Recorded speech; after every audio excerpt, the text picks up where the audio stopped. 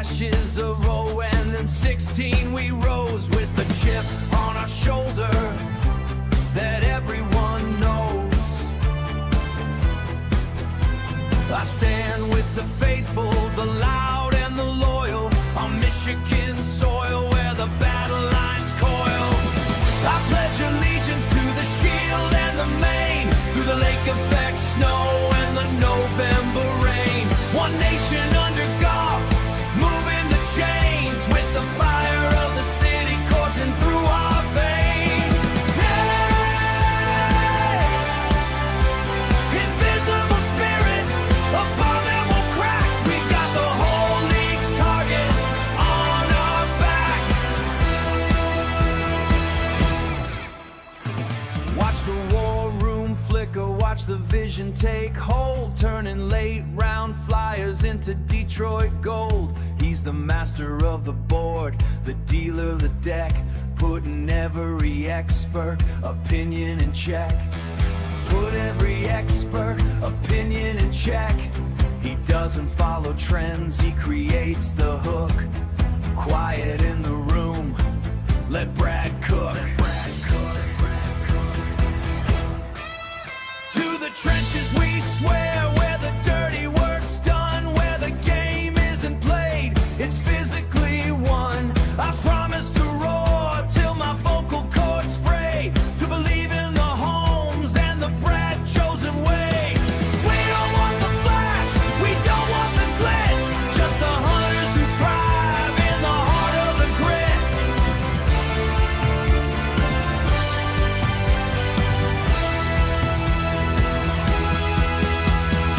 Liberty from the cellar, and justice for the years of pain.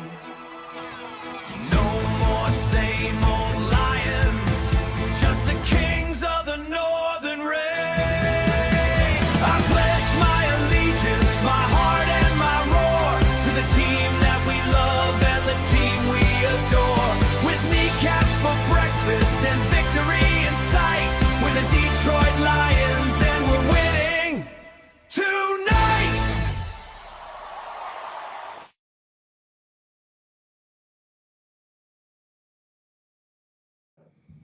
All righty, right. Good morning, everybody. Welcome into the Rise of Crowd Morning Show. It is, well, it's still Monday. I swear, it feels like it's Tuesday already. I've been up real early this morning trying to get some things handled. Didn't even know if I was going to pull off a show today, but we're going to do it. And, of course, you know, I've got some things that I'm battling this morning. I changed all my audio up over the weekend. Got one video complete, and it's just been a mess. So you guys got to let me know if there's any issues with audio. I'm going to do a check right now, and then we'll be right back.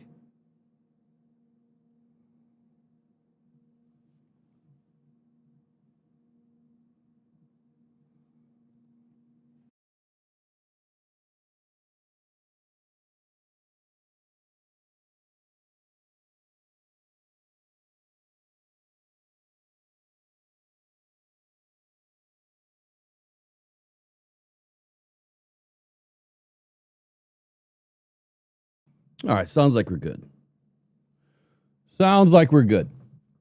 Okay, so I'm sure the title, and I don't even have the right thumb up, so I got to fix that real quick. But I'm sure the title this morning probably has, you know, a lot of fans maybe a little bit on edge, or those of us that are, you know, with us this morning. Looks like we've got about 30, 40 people in so far. And look, this is not, it's not hype. It's not hate.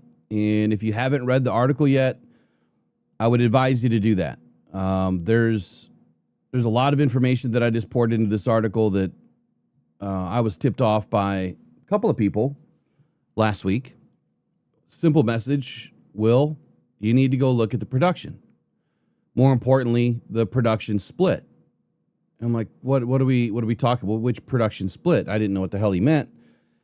And it was kind of what I was saying last week, where, you know, really haven't done a deep dive into any of these guys, you know, as deep as I would like to go.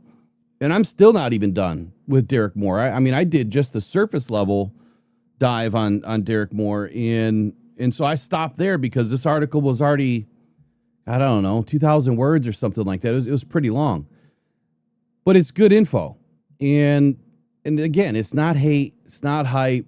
I think that Derrick Moore is going to be just fine, but it strikes a good conversation. And that is, how does a player, well, I guess I'll just tell you the question in the middle of the article. I mean, the question is, how does a player suddenly and nearly eclipse 3 seasons of stats in just one season?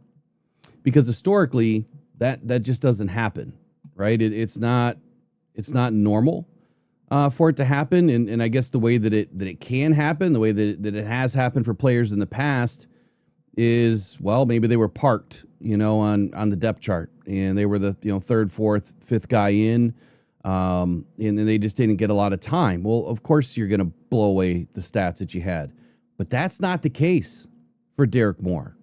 He really wasn't parked since his freshman year.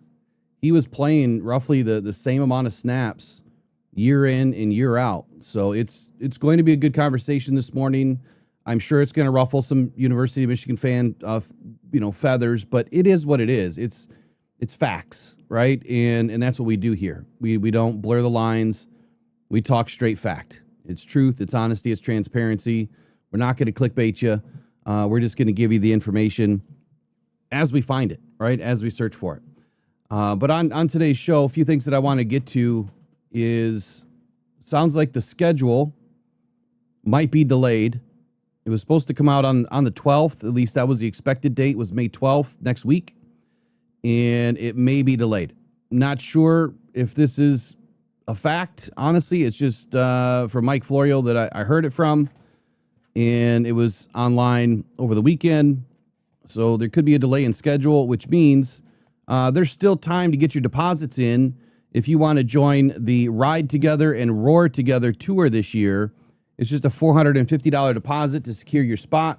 It's fully refundable through the end of May, and you'll get an opportunity to be one of 50 people on a custom luxury charter bus heading to Green Bay, Chicago, and Minnesota this year, and possibly pulling off the 4th trip to Miami, which we'll fly down to Miami, and we'll put it all together. We take care of all the work for you. All you got to do is show up, right? Show up, be ready to cheer your hearts out. Ride Together, Roar Together tour. You guys can find it on buymeacoffee.com/rocked on. There'll be links in the descriptions and, of course, links in all the articles. And again, if you haven't signed up for DetroitFootballJournal.com, do it now. It's free. It just requires an email, no spam, not selling your information, not charging you a dime. I'm going to give you 3 months for free on us. So check it out. There'll be a lot more stuff popping up in there pretty soon. Those of you that know I got a lot going on right now, and we'll get back in the saddle here hopefully soon. That's the goal. Also, Packers followed suit with the Lions. Now, I didn't realize this going into the draft, but I realize it now, and so I'll tell you what I mean by that here in just a few moments. And Vikings, I dipped into their mailbag, and there was some parity here between Lions fans and Vikings fans. Maybe now Lions fans won't feel like Brad Holmes is just this ogre of a GM that only brings in injured players, and he's the only one that does it, and he's the only guy that signs one-year deals, which is all false. I already provided the work on that. Brad has done pretty much nothing but one-year deals for 6 seasons now. It's not new. It is a strategy. It's a strategy to build a roster, and then it's a strategy to maintain a roster. And in between that time, you might have a couple 2 or 3 year deals that leak in there for really good players, really good free agents. And that's exactly what Brad Holmes has done. He's not the only one. Every team in the league does it. It's just to what extent do they do it? Some teams go a little deeper in free agency, and a lot of teams don't. It all depends on where your roster is, where the rebuild is. But I will tell you this, 12 or 14, I forget the number now. I think it was 12 new head coaches this year. Those teams, you're going to start to see a trend with them as well. And those teams are going to start to utilize the one-year deals a lot more heavily as they're rebuilding their rosters. Some rosters are a retool. Some are a complete rebuild. Some are a rebuild, and then some are a complete gut trash and from the floor up. And if I were a new GM and a coach bringing in, or taking on a team, depending on where the roster was, if it needed any sort of a rebuild, I'm gutting the whole damn thing. So you'll see that. You'll see that with these 12 teams, or however many it was, that they're going to start utilizing that same style of general management and just managing your roster and building your team for the future. So no, Brad Holmes is not the only one. He's just done it better than anybody else. And I don't know why fans are mad at that. And then, you know, the other video that I haven't completed yet, I'm just going to remind y'all that after the 2026 NFL draft concluded, about 3 channels and 3 writers' futures died. Completely died. And thanks to Attila for saying that.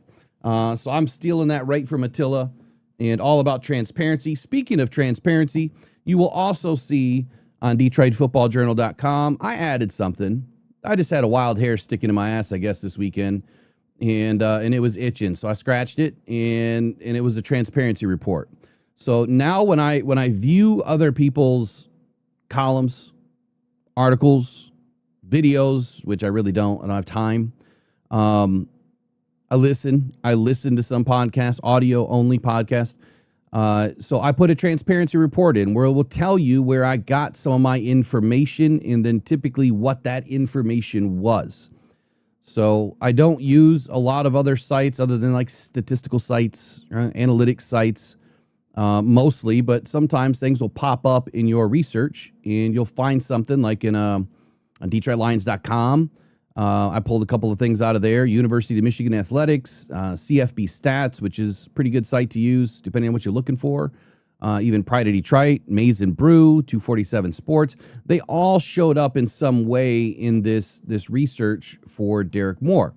And so I put the transparency report in there because, number one, I like to give credit to where credit is due. And number two, I want to make sure that people know that I'm just not pulling things out of the air, right? I'm pulling things, you know, either from other well-respected or well-known, or I'm grabbing it from straight from the horse's mouth, you know, with the statistical analysis from the sites that do this each and every day.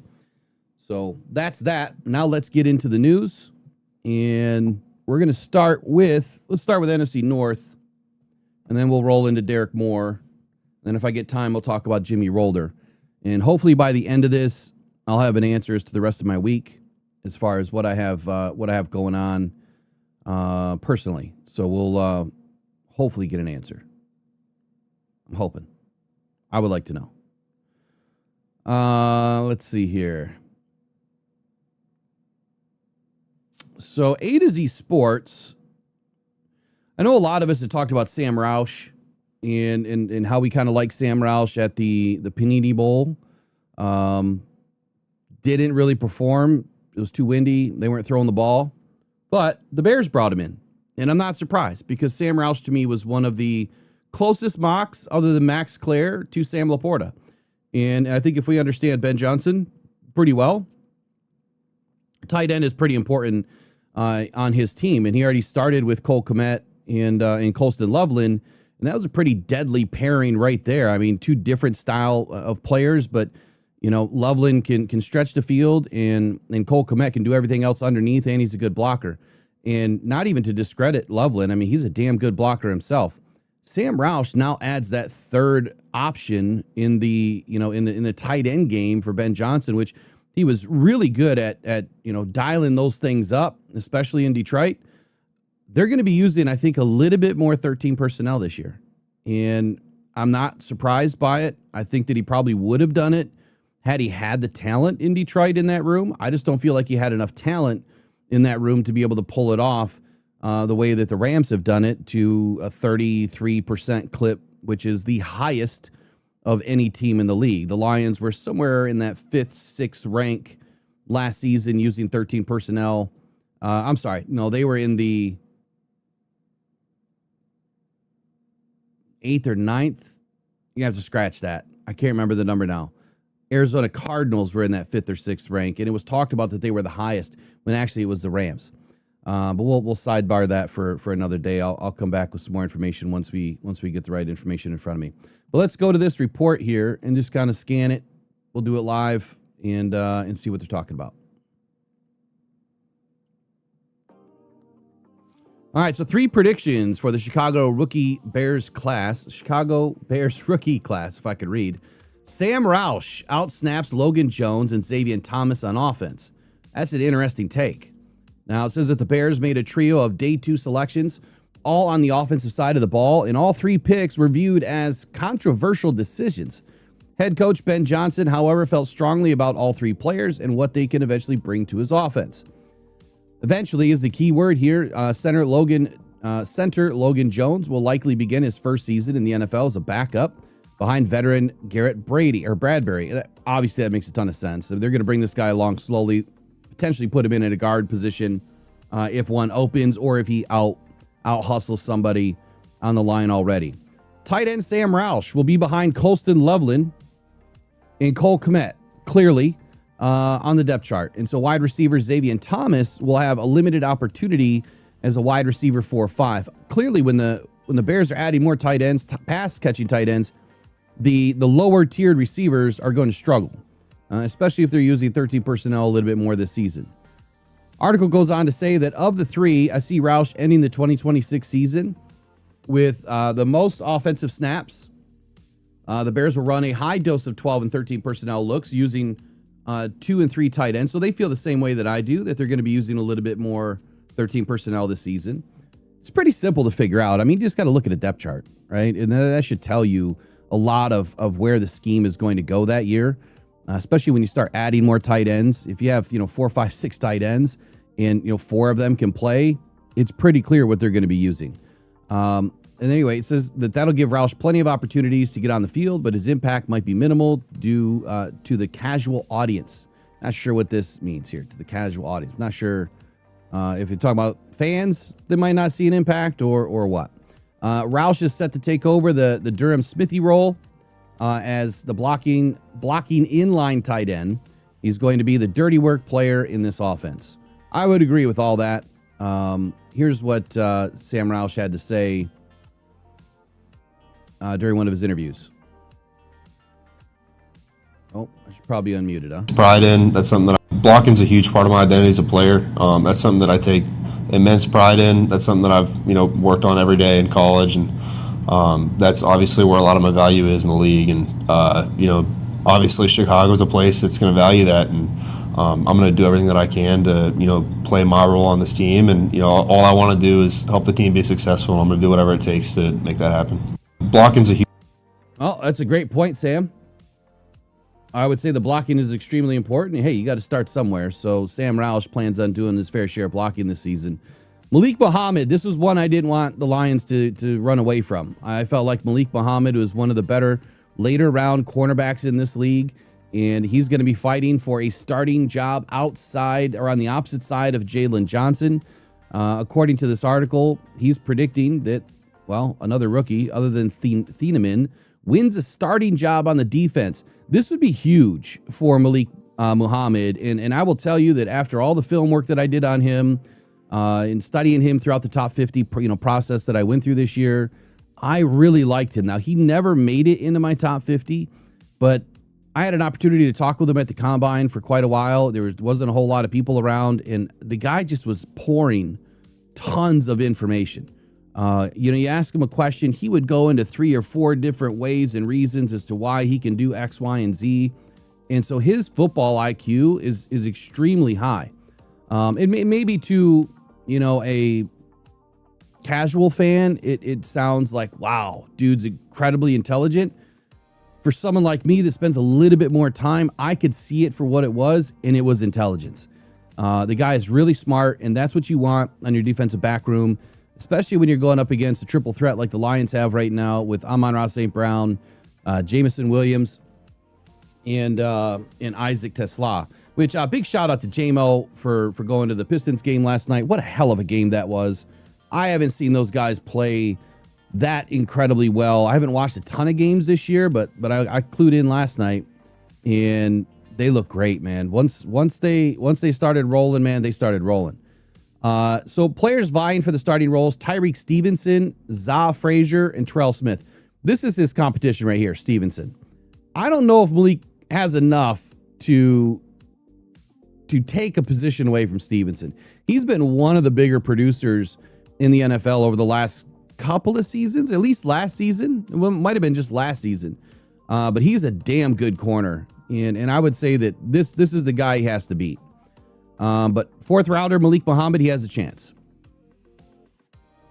I can't play that, otherwise I would. Then he goes on to talk about Keyshawn Elliott pushing Ruben Hippolyte off the roster. So apparently, Dennis Allen completely revamped his linebacker position this offseason after adding a new starter in Devin Bush to replace Tremaine Edmonds.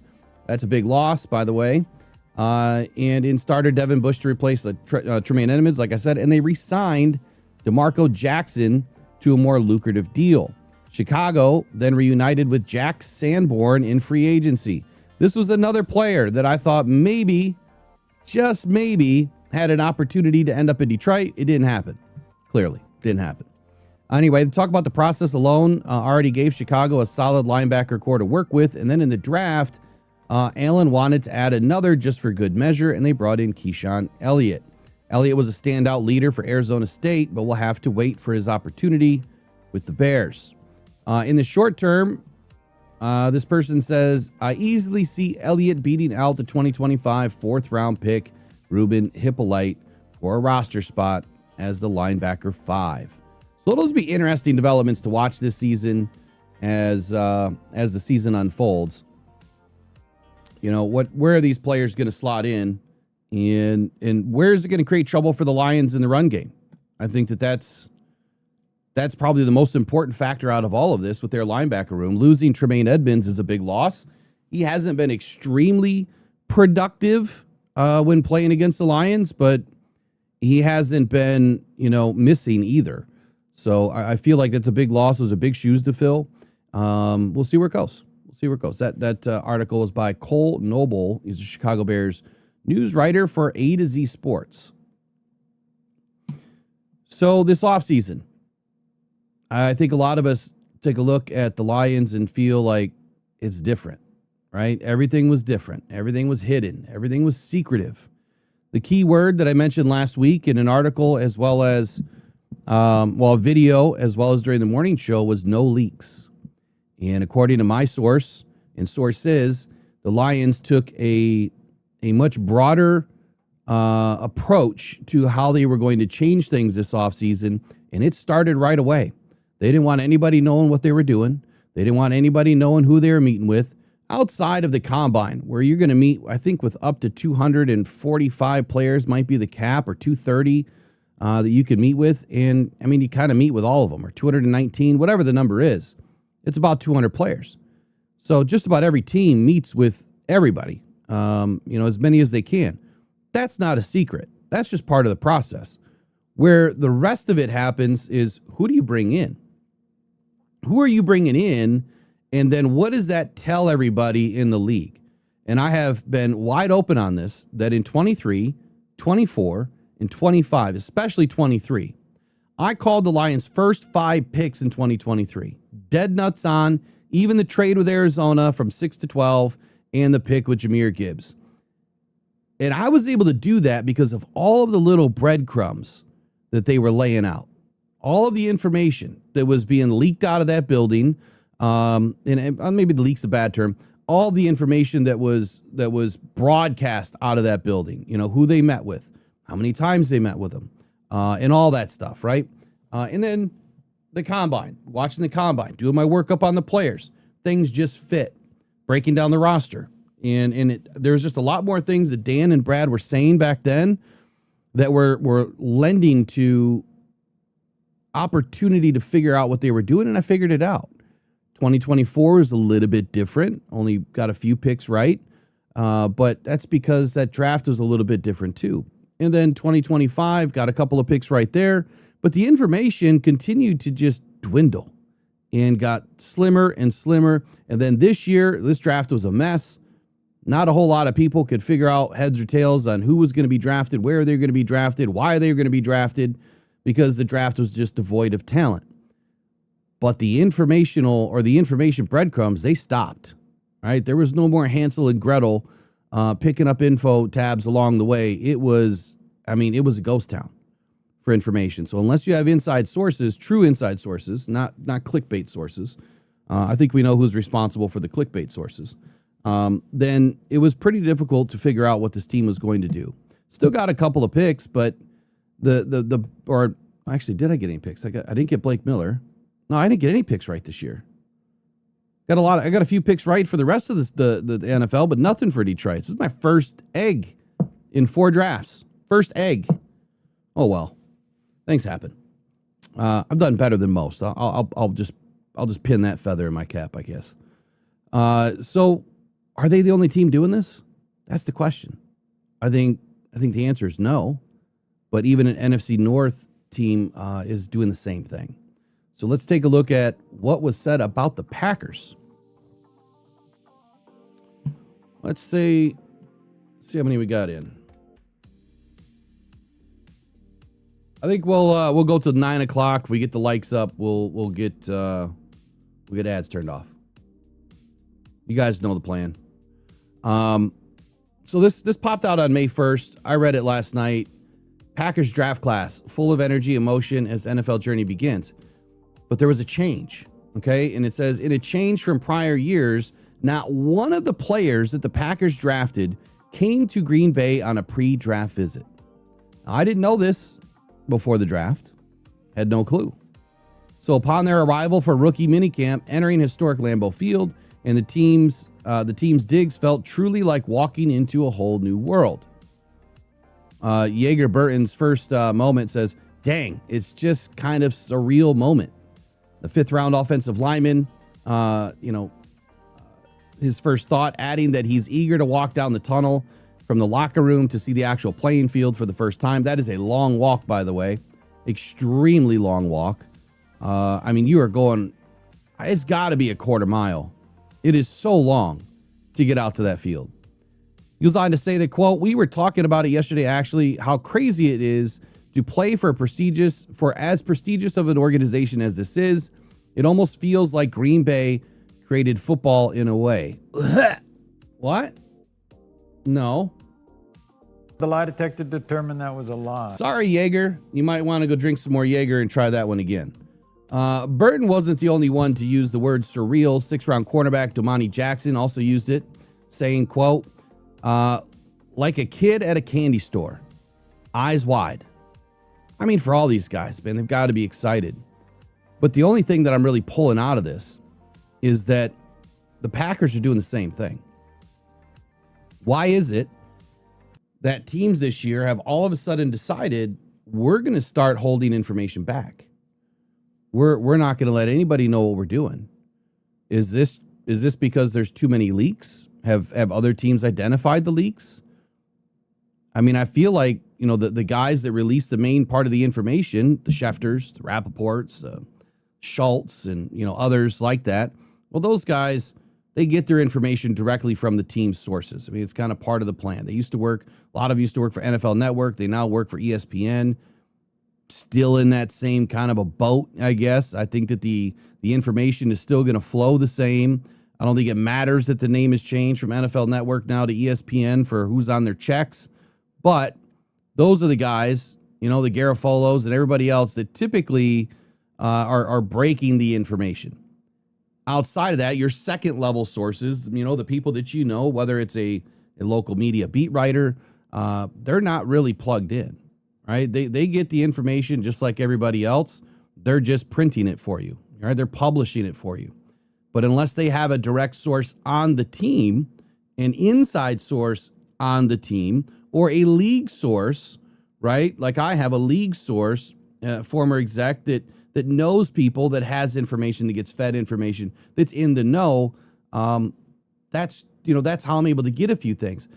But even that flow started to change this year. Wasn't as much information flowing about any team, but especially in the NFC North.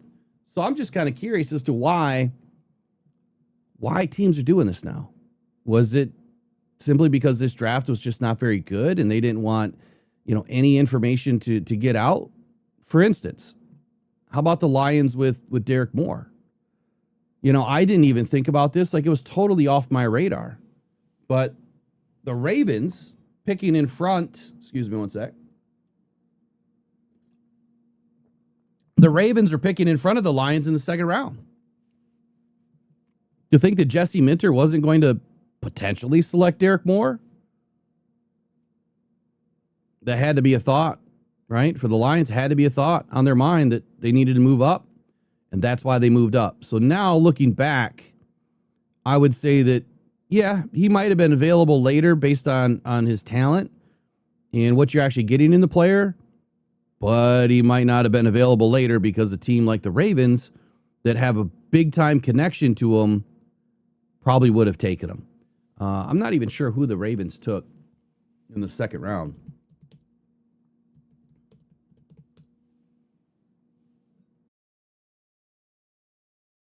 My God, they got 11 draft picks this year?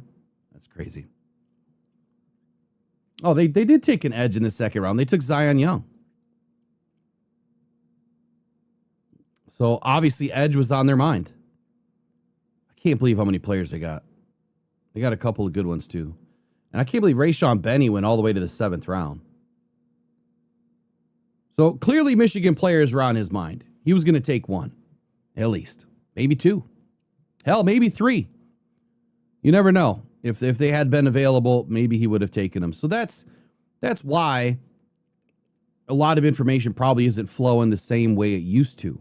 Is that in this draft, you have so limited space to make a mistake, so limited of an opportunity to get the right players in your building.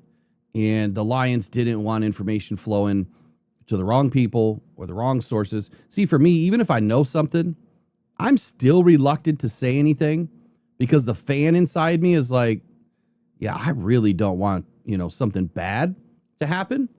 I don't want that information to get out. Otherwise, it could potentially hurt, what the Lions are doing this year. So if I was getting paid, even then, I would still have a hard time with giving up the info, right? If I was getting paid to do this. Now, if I was at the top of the food chain, kind of don't have a choice, right? You gotta deal with the information the best way you know how. So, last team, and then I'll dip into the chat. I just dialed ads back a little bit. Give me an update here, and as soon as I'm done with this, and we'll see where we're at. The Minnesota Vikings. So I dipped into their mailbag, and it came out on the 4th, and it was labeled NFL Draft Follow-Ups ahead of Vikings Rookie Minicamp. And I thought it was interesting because Brad Holmes gets labeled, right, that he only drafts guys that are injured and only signs the 1-year deals. I kind of talked about this earlier. And he's screwing everything up. Bargain bin Brad, right? That's what these fools call him. And he's not the only one. Okay? And our fan base, we're not the only fan base that feels a certain way about players and about the GM. So this mailbag had questions from fans, and that's where I'm going to go to first. So this fan asked, I wanted to ask about the team's recent approach to roster building and the draft. Last season, there appeared to be a strategy of taking calculated risks on injured players in free agency with the expectation they would return to health and contribute. Unfortunately, that approach didn't seem to work out as intended.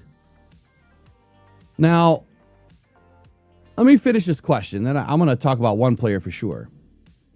He says, with that in mind, I'm curious, what is the reasoning behind continuing to take similar risks in the draft with players who have injury concerns? Additionally, the draft seemed heavily focused on defense. Is the expectation that the current offensive roster, along with the internal development and coaching, will be enough to elevate performance and support a competitive run this season? I appreciate the vision and effort that goes into building a team, and I'm simply trying to get better, trying to get a better understanding or better understand the strategy moving forward. Jeff Wiebold.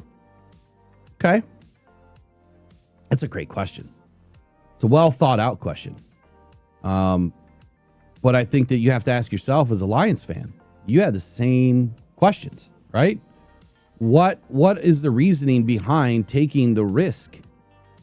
Well, it's high upside, high risk, high reward. I don't think we can argue that.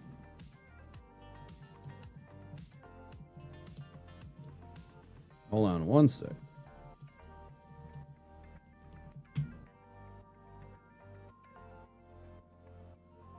Phone just decided to restart.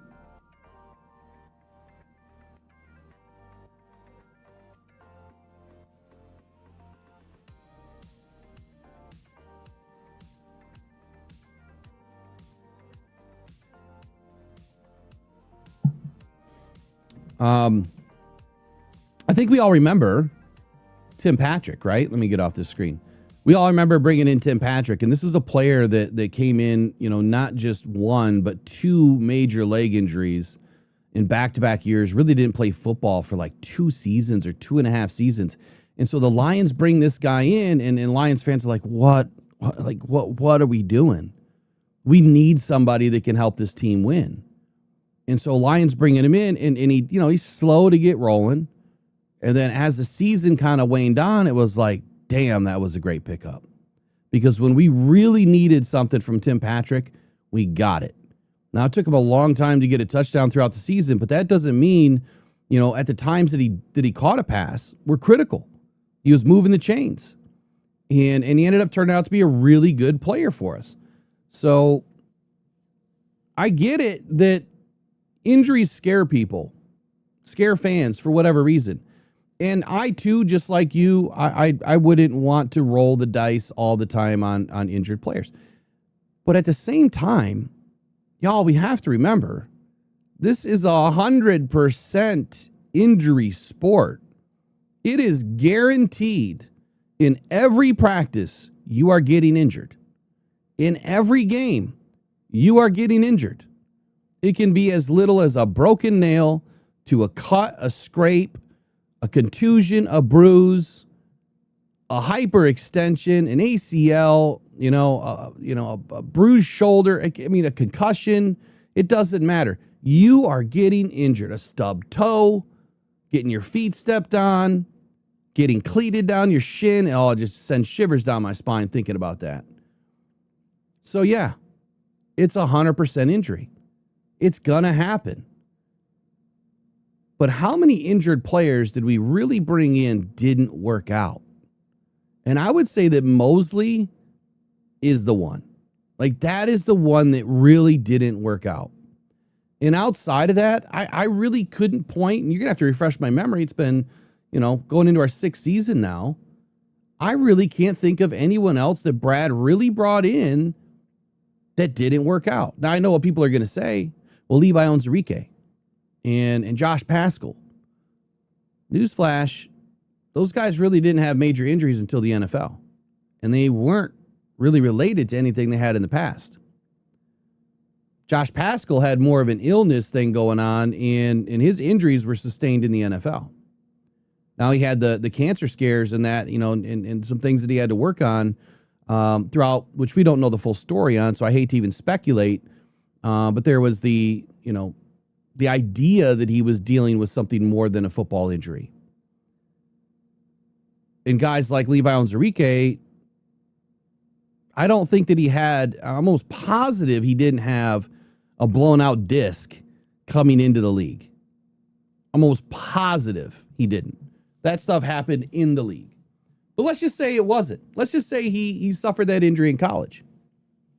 Now, having back issues or muscle tightness or spasms, see, a lot of times back issues are masked, through spasms and whatnot in the lower back. It's not usually a disc problem, or you have straightening the spine or lordosis or spondylitis or whatever, right? Spondylosis. There's all sorts of different things that can go on in the back. But to have a completely blown out or herniated disc, that's a totally different thing. Sam Laporta, completely healthy when he came in. Now look at him. He's got a back injury, right? He had surgery. Don't know if it was a fusion or a microdiscectomy, but he had a surgery. It's a big injury. Aiden Hutchinson. Now, he had a broken lower left or lower right, I think ankle / tib fib. Same kind of a similar injury, but not as bad as what he had in 24. He had that in his junior season at University of Michigan. Well, why did we bring him in then? Shouldn't have brought him in. Brian Branch, Kirby Joseph, they didn't have any torn up ligaments prior to coming in, but they do now. So the thing is all these players are going to be injured throughout their life. Every single one of these players has suffered something. The question is, was it a major injury or is it football? Unless it's a major injury and you are sidelined for, 3, 6, 9, 12 months, it's football. Hamstrings, look, hamstrings are going to happen. And they happen often. Where it becomes a problem for me is if you have a repetitive history of hamstring injuries, because that would tell you that there's something else going on, that it either hasn't healed right or it will never heal right. And oftentimes hamstring injuries are really closely related to your hips and your gait, your pelvic floor and your lower back. So if you're not strong there, your hamstrings are going to suffer. And then when your hamstrings suffer, your knees start to suffer. And when your knees suffer, that's when more injury happens. Now, I'm not a doctor, so make sure you go check with your own doctor on that statement, but I happen to know a few things about a couple of things. Anyway, so that's really what I wanted to talk about with the NFC North is, number one, the Bears probably changing up their scheme a little bit, maybe doing a little bit more 13 personnel this year. The Packers following in the same path, or the Lions following in the same path as them with their pre-draft visits and the way that they handled the information flow. And then the Minnesota Vikings fans are curious as to why they have brought in injured players and what the change was, why the change. So all good stuff this morning from around the league. I'm going to take a brief break, and when I get back, we're going to get into the chat. And then we're going to talk about Derrick Moore, topic of today's show. Be right back. Maybe.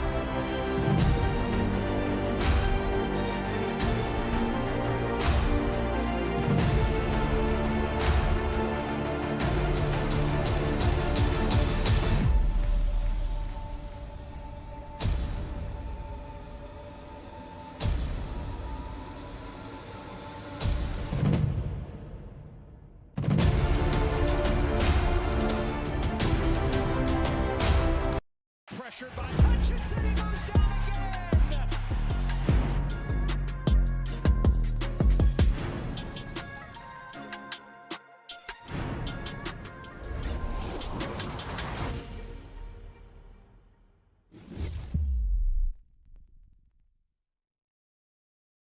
That's a big time play.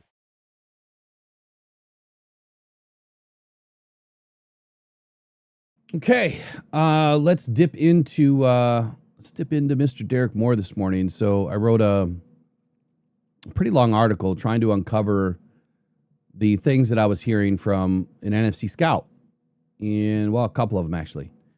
And so they pointed me into the direction of the production split and getting a wrap my head around this production split. And honestly, I could have gone a lot deeper, and I'm gonna have to go a lot deeper as time allows.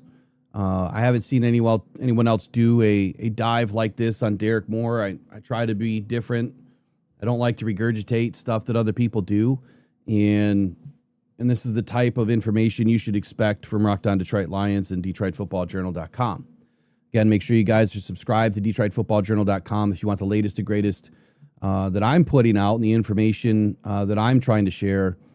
I'm all about the positivity for the most part. I know that we get derailed every once in a while because of all the negativity that seems to surround this team.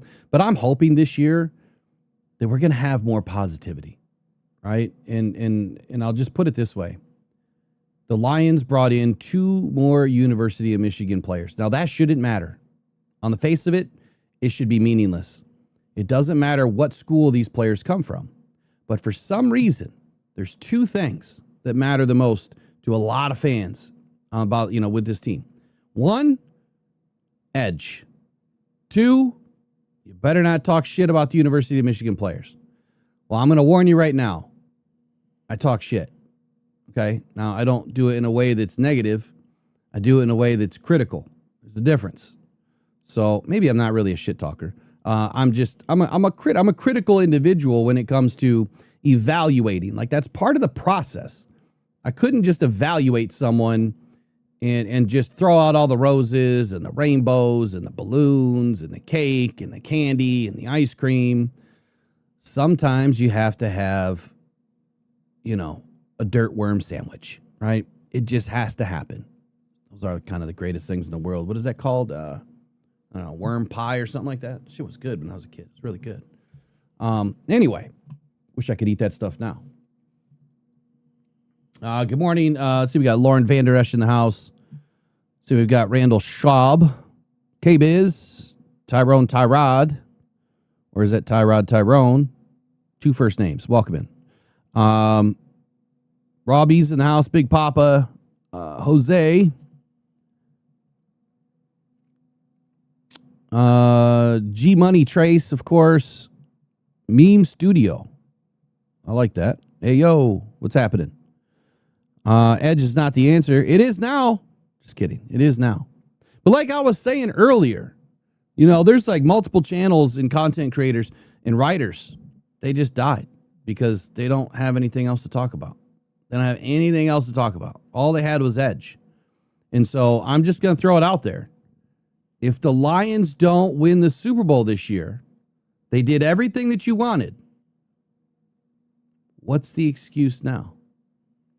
All right? What's the excuse now? Now, I'm hoping they win. I'm hoping. I have them slotted to win the Super Bowl this year. I said it before the draft. I'm going to continue to say it. I think the Lions can go the distance. They just have to stay healthy. That's all it's been for the last 2-3 seasons is health.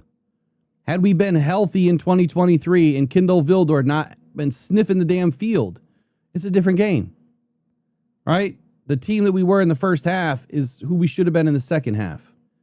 And for whatever reason, it didn't happen. So health is the most important thing. It's not so much one position versus another. You have to be equally good around your roster. Anybody else I didn't mention this morning? It's not by purpose. Of course, you know that. I'm only going back as far as this thing will let me go back. Adam Gakowski, I see you in here. Vincent 313. Sebastian. Who else? Dwayne, Sleepy, John Desage, and everybody else, good morning. Will the Pistons go all the way? Will they go all the way? Can they do it?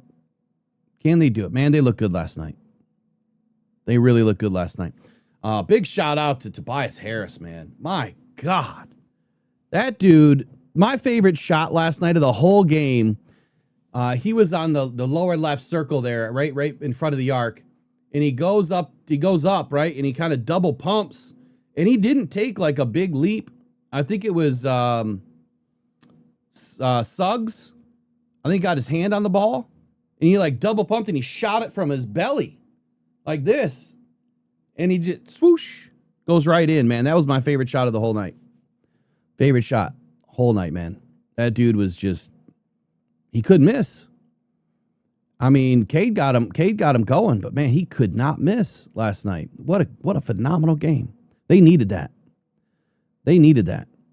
And I like the parody too with the last time we played them. God, was it 20 years ago already? Was it really? Almost 20 years ago? God, I feel old. I know the last time I really watched the Pistons, like really, really watched the Pistons, was probably the 07 to 09 run or 06 to 09. I think there's a couple good years in there. Might have been the last time I was really paying a lot of attention to the Red Wings too. I mean, I've always watched the Tigers, but I used to watch all four sports religiously, but now doing this, it kind of pulls your attention away when you're trying to do one thing really, really well. There might be a time and a place where DFJ Sports, which we're migrating to that slowly, will be doing a little bit more as far as all teams. So we'll get there. We'll get there. Oh yeah, if Tobias goes down, if anyone goes down, they're in trouble. Yeah, they're in trouble. Whose birthday is it today?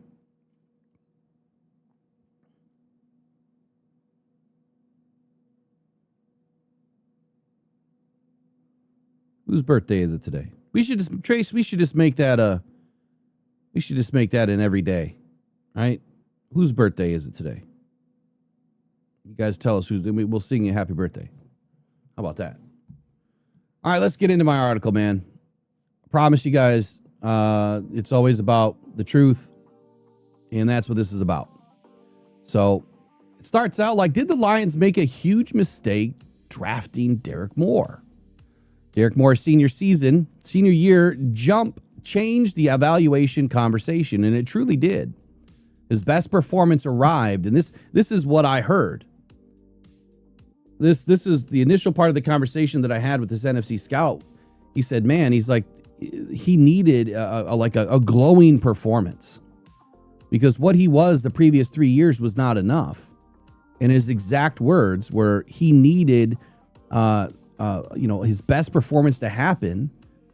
And it arrived at the exact time that evaluators needed more, but some scouts had his profile as a red flag going into 2025. And then in 2025, there was some other things that they had mentioned to me that I should go take a look at. And that's what this article is all about. Now, in this article, you're going to see that, I kind of go pretty deep into him. Look, I think he's a good player. I do. I really think he's a good player. I think he's going to have a good role, a solid role. It might take a little bit of time for some things to develop, just like every rookie. But I think that his floor is a little bit higher, and this article will kind of say that. So on paper, Moore should be one of the easier Lions draft picks to explain, right? Power edge, Michigan background, 10-sack breakout. Detroit needed another edge opposite of Aiden. I had to throw that in there.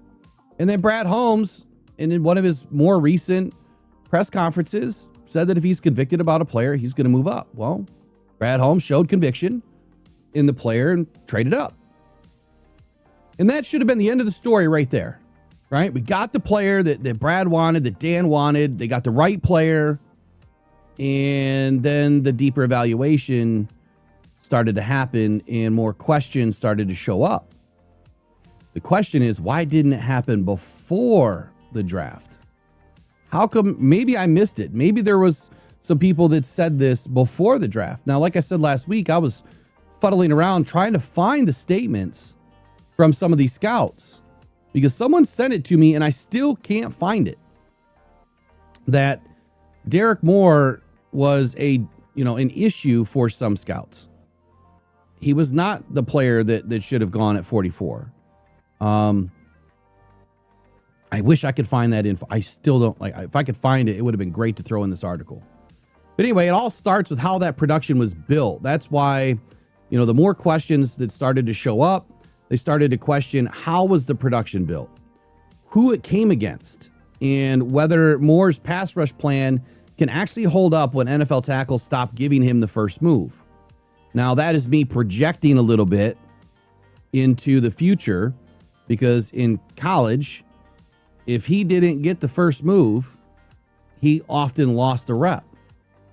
But if tackles give him the first move, allow him to get into their chest, he can win the move. He can win the rep. If he doesn't usually win the rep. So that was one of the things I had to look at when I was going through the film. Now, I didn't provide any film study in this.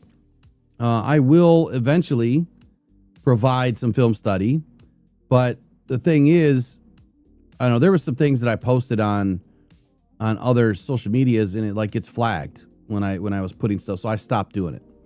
So anyway, Detroit, I don't think it's a problem for Twitter though.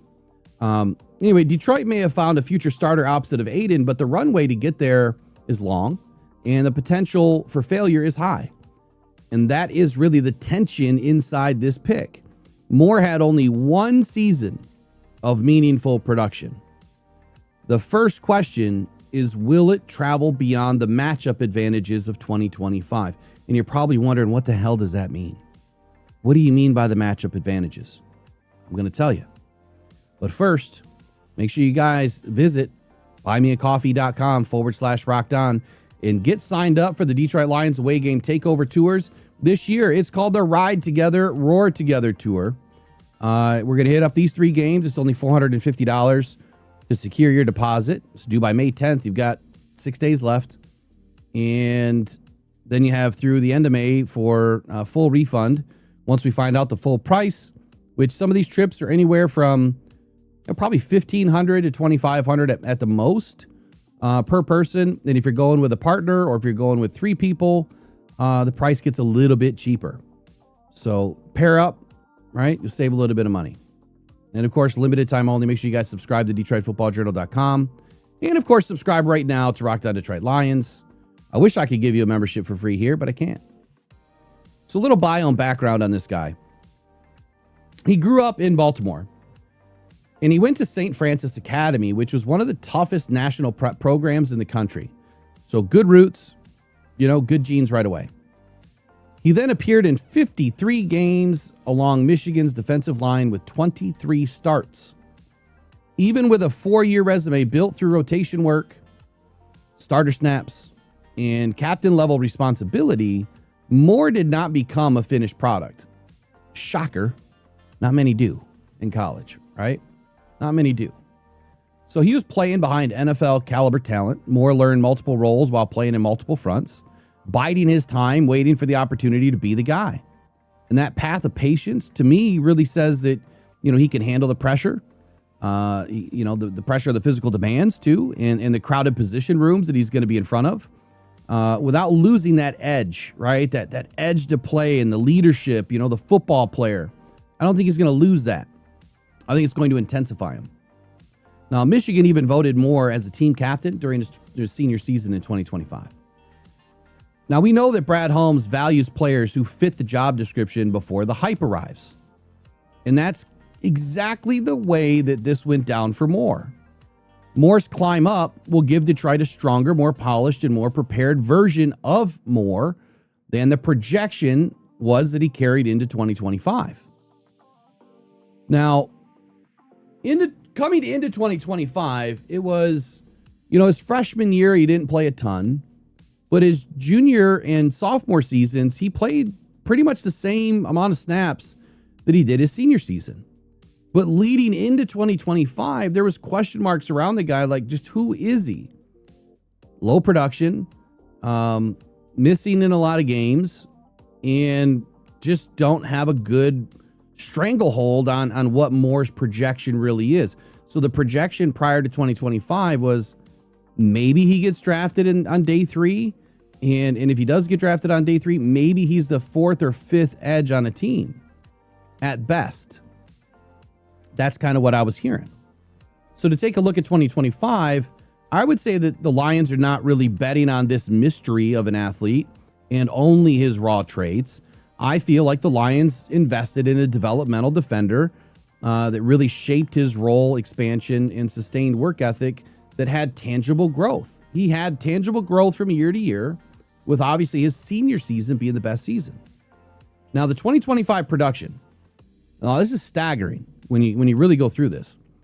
30 tackles, 10.5 tackles for loss, 10 sacks, 3 PBUs, 2 forced fumbles, 1 fumble recovery, 12 games, 471 snaps played. Now, Moore averaged 448 snaps in 23 and 24. So like I said, playing roughly the same amount of snaps. So the stats really shouldn't change a whole lot. So leading up to the 2025 season, Moore had a combined 41 tackles, 11 sacks, 14 TFLs, 1 pass breakup, 1 forced fumble, and 0 fumble recoveries through 41 games and 1,192 snaps his first 3 seasons. When you look at these two, right? In 25, he had 30 tackles. The first 3 seasons before that, 41. In 25, he had 10.5 TFLs. The 3 seasons before that, he had a combined 14. He had 10 sacks in 25. The 3 seasons before that, he had 11 total. He had 3 PBUs in 25. He had 1 the previous 3 seasons. 2 forced fumbles in 1 year. He had 1 in 3. 1 fumble recovery in 1 year in 25. 0 in the previous 3. So that should right away kind of, throw the alarm bells off, right? For some people, it does. Now, Detroit's own site framed Moore's production as a big part of why the Lions moved up from 50 to 44 to select Moore in the second round. But as I mentioned earlier, and I probably should have thrown this in the article, the Baltimore Ravens, sitting ahead of the Lions and Jesse Minter, probably would have taken Derrick Moore had the Lions not moved up. So very tactical, sharp approach by the Lions to get it done. So my first question to y'all this morning about Derrick Moore is, how does a player suddenly and nearly eclipse 3 seasons of stats in just 1 season? When historically, this doesn't happen very often. It just doesn't. Doesn't happen very often. Now, I need to go try to pull some more info.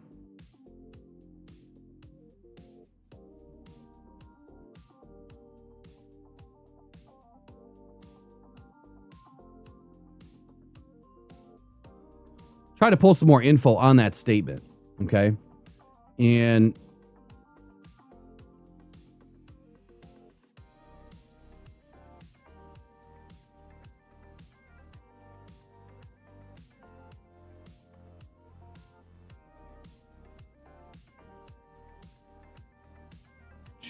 I'm just trying to parse through it real quick.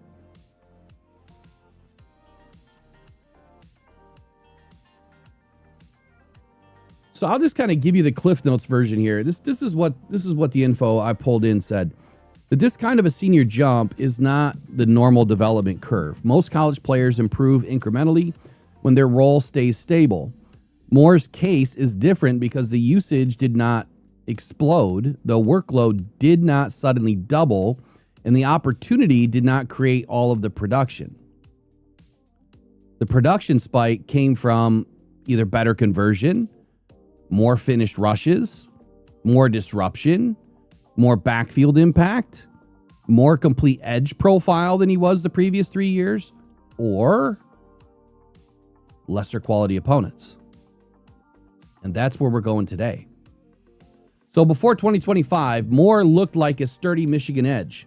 He had length, he had physicality, and he had enough rush flash to really keep the scouts engaged and watching. Like I said, the one scout that I spoke to, well, 2 of them, but one of the scouts said, we were interested in Moore. There was a lot of buzz around Moore.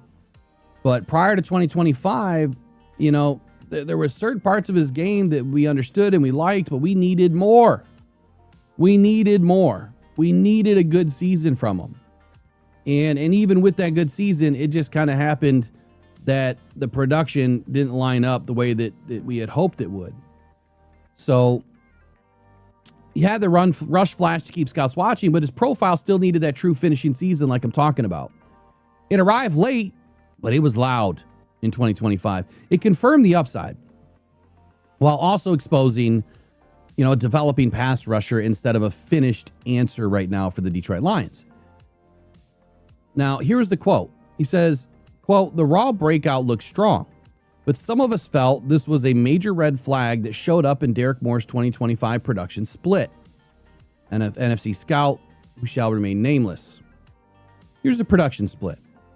During the 2025 season against Michigan's best offensive line opponents, which included Ohio State, USC, Northwestern, Nebraska, and Oklahoma, Moore produced just 8 pressures, 1.5 sacks on 93 pass rush attempts.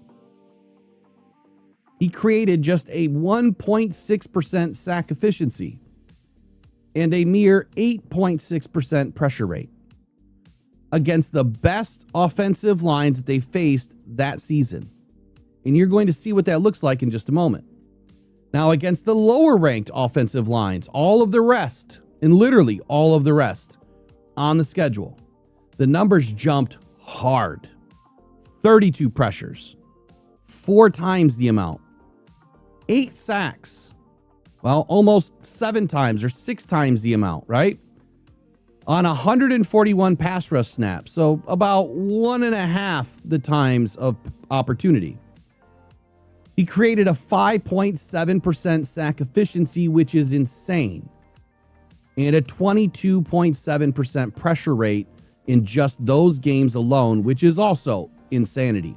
Now, overall, I think his overall pressure rate was 17.1. I think a lot of people refer to it as 17.5. I see 17.1, tomato. It's close enough. Now, the wide variance is not ideal. Now, I kind of took this from the scout as well. It's what he was saying, that the wide variance is not ideal, but it doesn't erase a solid senior year jump like Moore had. Instead, it kind of narrows the scouting profile down quite a bit when the film work doesn't quite match the production against elite talent. And that's what we see here. Detroit drafted late career growth. That's exactly what they see in Moore. He had a late jump in his career where his growth just took off.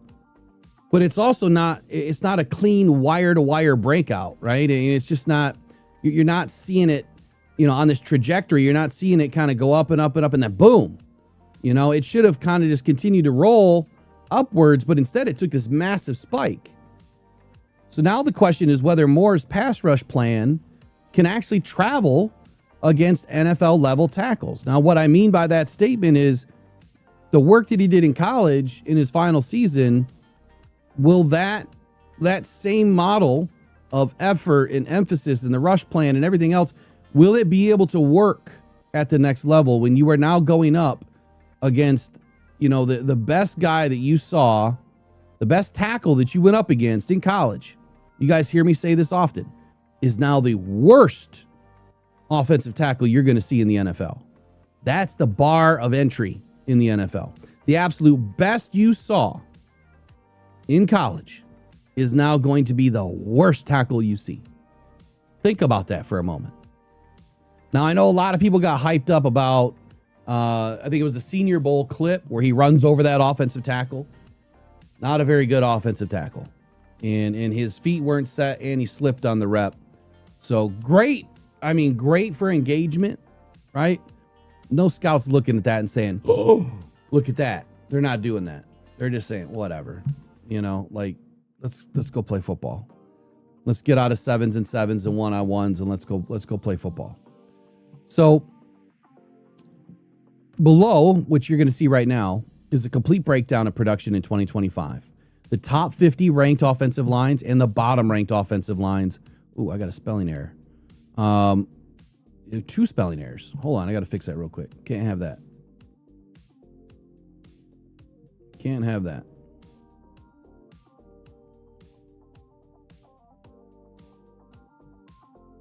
Where is it?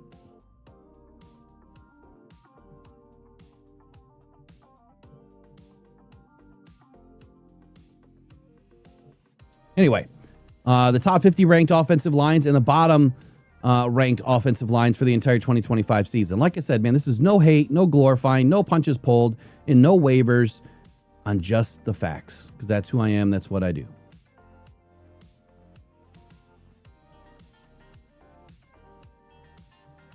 All right, here we go.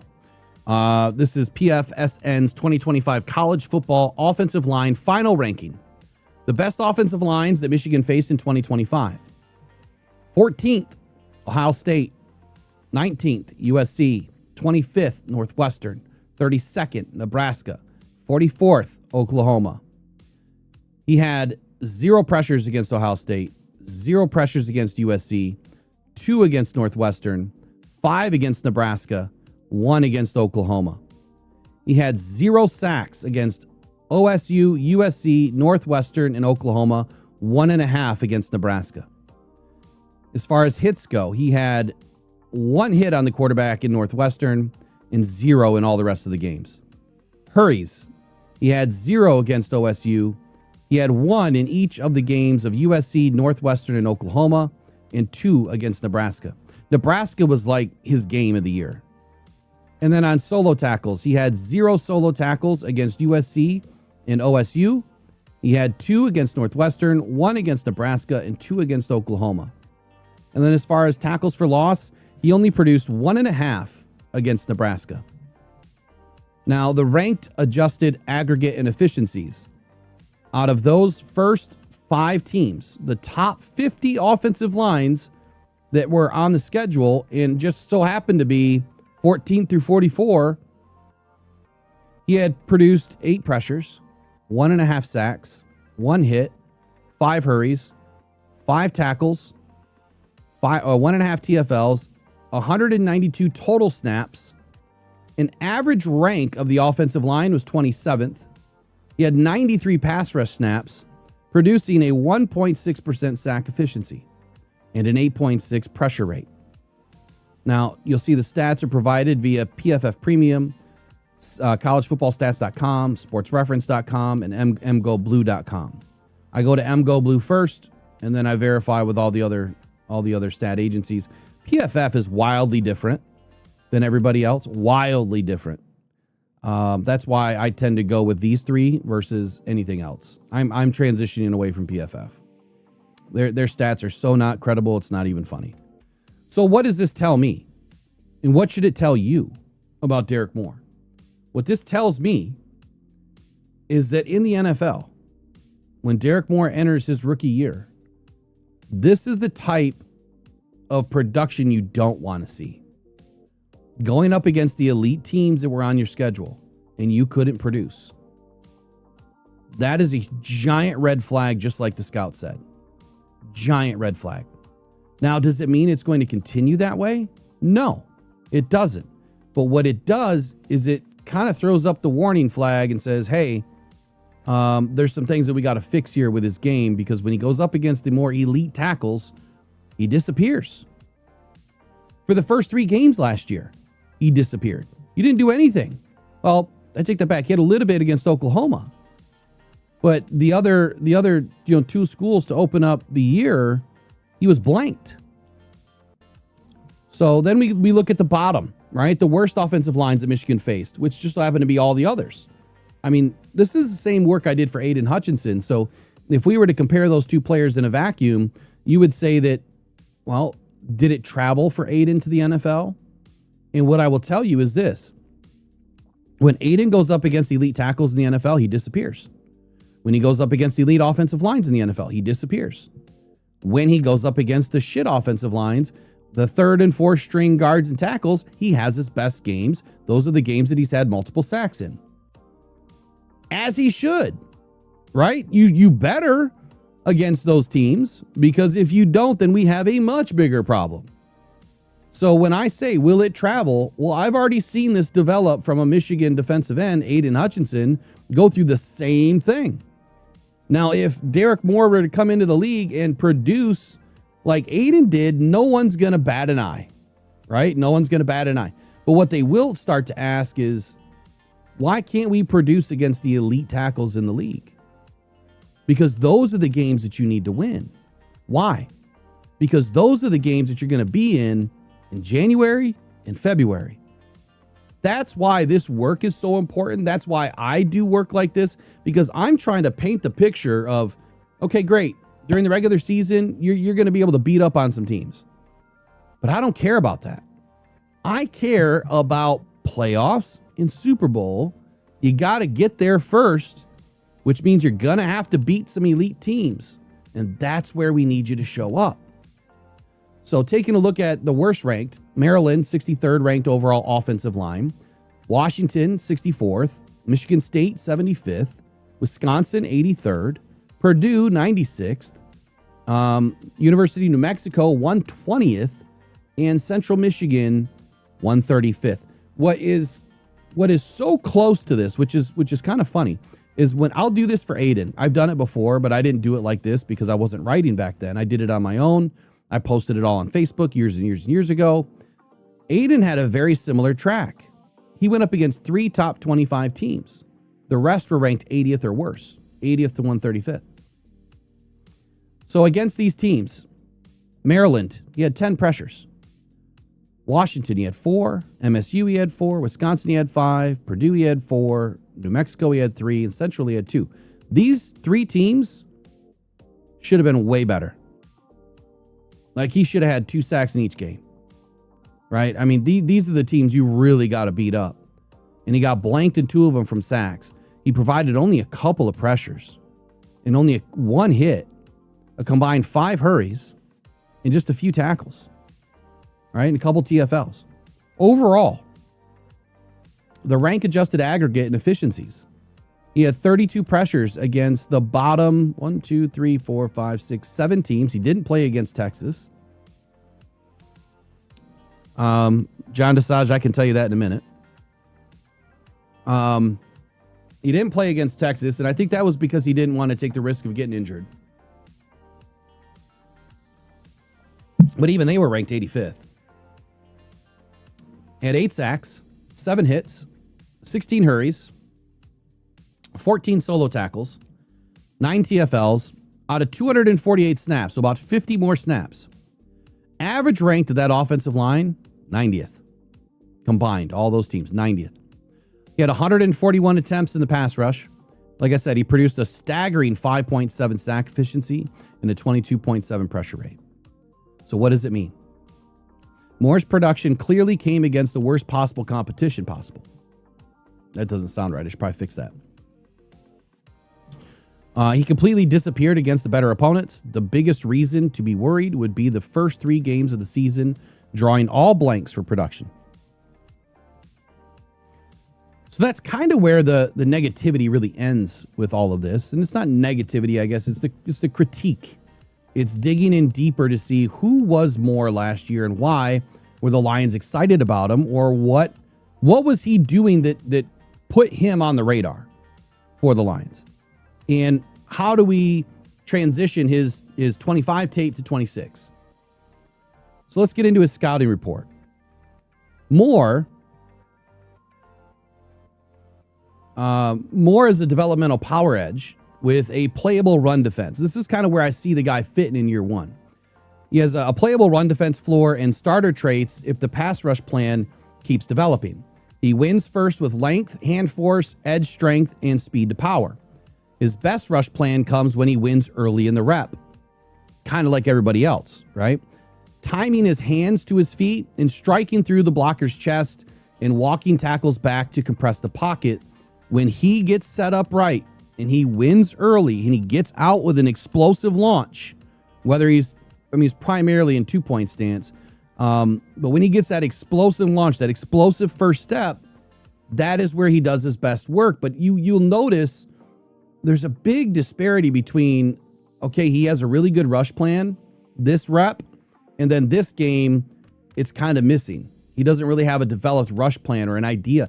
And part of that is because his tool bag is not as developed as it needs to be, or that it should be right now. And that's a good and a bad thing. As I'll say later in this article, he's walking into the absolute best situation possible. He's going to be able to work with Aiden. He's also going to be able to work with Casey Rogers and some of the other players on this roster like DJ Wanham that are going to be able to help him develop a larger toolbox, if you will. Better rush plan, fitting the timing. And what it also tells me is since he's primarily in the 2-point, you're going to see, like I've been telling y'all, and I know other outlets have started regurgitating the things that I've been saying, and it's all good. I don't get any credit for it. There's going to be a change to this defense this year. And I am most positive through some of the information that I've already received, which I shared last week. I believe Aiden and Wanham and Derrick Moore, all the edge, they're going to be up more. They're going to be in a 2-point stance a hell of a lot more. They're not going to be hand in the dirt all the time.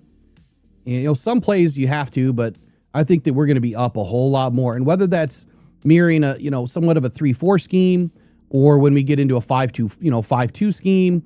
I think that you're going to see a difference this year to allow these players to do what they do well. Don't force them into a situation to where they're doing things that they're not comfortable. Let them do what they do well. And we started that way. And then it seemed like the Lions started pushing players to do more and to do things that they don't do well. And certainly that spilled over game to game. The concern for me is his pass rush production shows real growth, but appears opponent sensitive, right? And that's what this whole thing up here shows you, is that it's opponent sensitive. A bad opponent, he has a better game. Good opponent, he disappears. When Moore faces better tackles or his first move stalls, the lack of a developed counter, which is huge. He doesn't really have a whole lot of counters, or a rush plan leads to late separation or no separation at all. And that's another thing that I noticed, like even with Aiden, he kind of does the same thing. He continues to walk with the tackles as opposed to shedding the tackles, getting around them, underneath them, over them, whatever he has to do. He continues to battle them. It's almost like it's personal. It's almost like he's staying engaged because he has something to prove. No. Get off the guy, right? Go get the running back, or go get the quarterback. Go get the jet sweep, whatever's happening. Go get it. So hopefully those things change, and I think it will. The guy's going to be a rook, man. He's going to have his good days and his bad days. His run defense floor makes him more playable, like I said earlier, than a pure pass rusher, because he can survive the early downs. I think he's a better run stopper than he is a pass rusher right now. The 2025 stats don't necessarily say that, but the film does.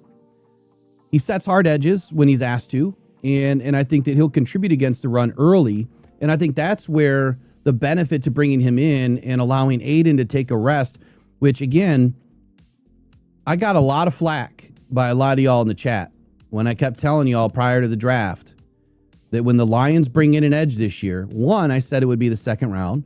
Two, I said that when they bring in an edge, they're bringing in an edge to give Aiden a break and to allow him to have an extra breath, man. Keep him healthy throughout the game.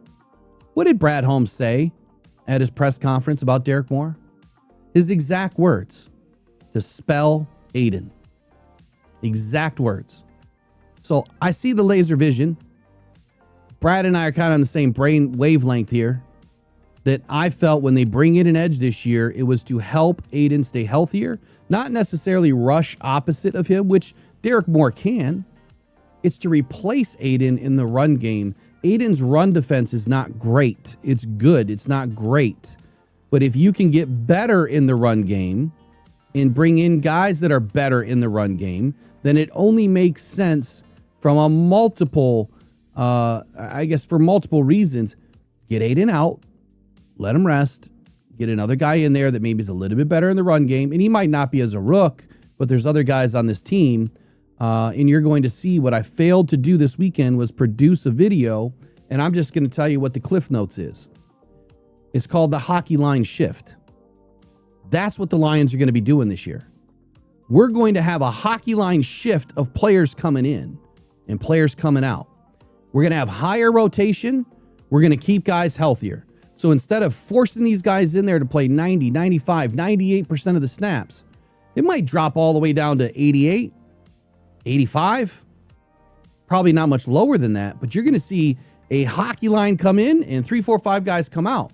Now that only works when teams are not going tempo on us and, in no huddle. You really can't do it, but that's what you're preparing for, because at some point through the game, these teams are going to do that.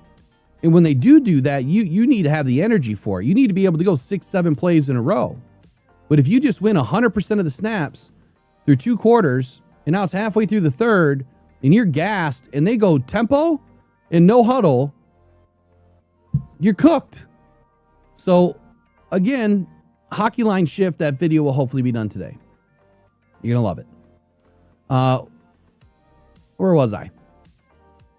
His utilization in sub packages. This is kind of where I see him moving here. I feel like, his run defense, like I said, is a lot better than what his pass rush is going to be initially. And his utilization in sub package passing down looks gives Detroit a power body who can reduce inside and stress guards with force.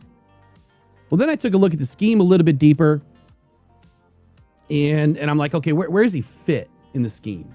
How could I see the Lions maybe using him early? And Moore he's not coming from a playground defense. We know that, right? Where he just flies upfield just to chase sacks. That's not Michigan's defense. This is a pro-style defense. It was coached by Wink Martindale, one of the best coaches in defense in the league. Asked defensive ends to play inside the call.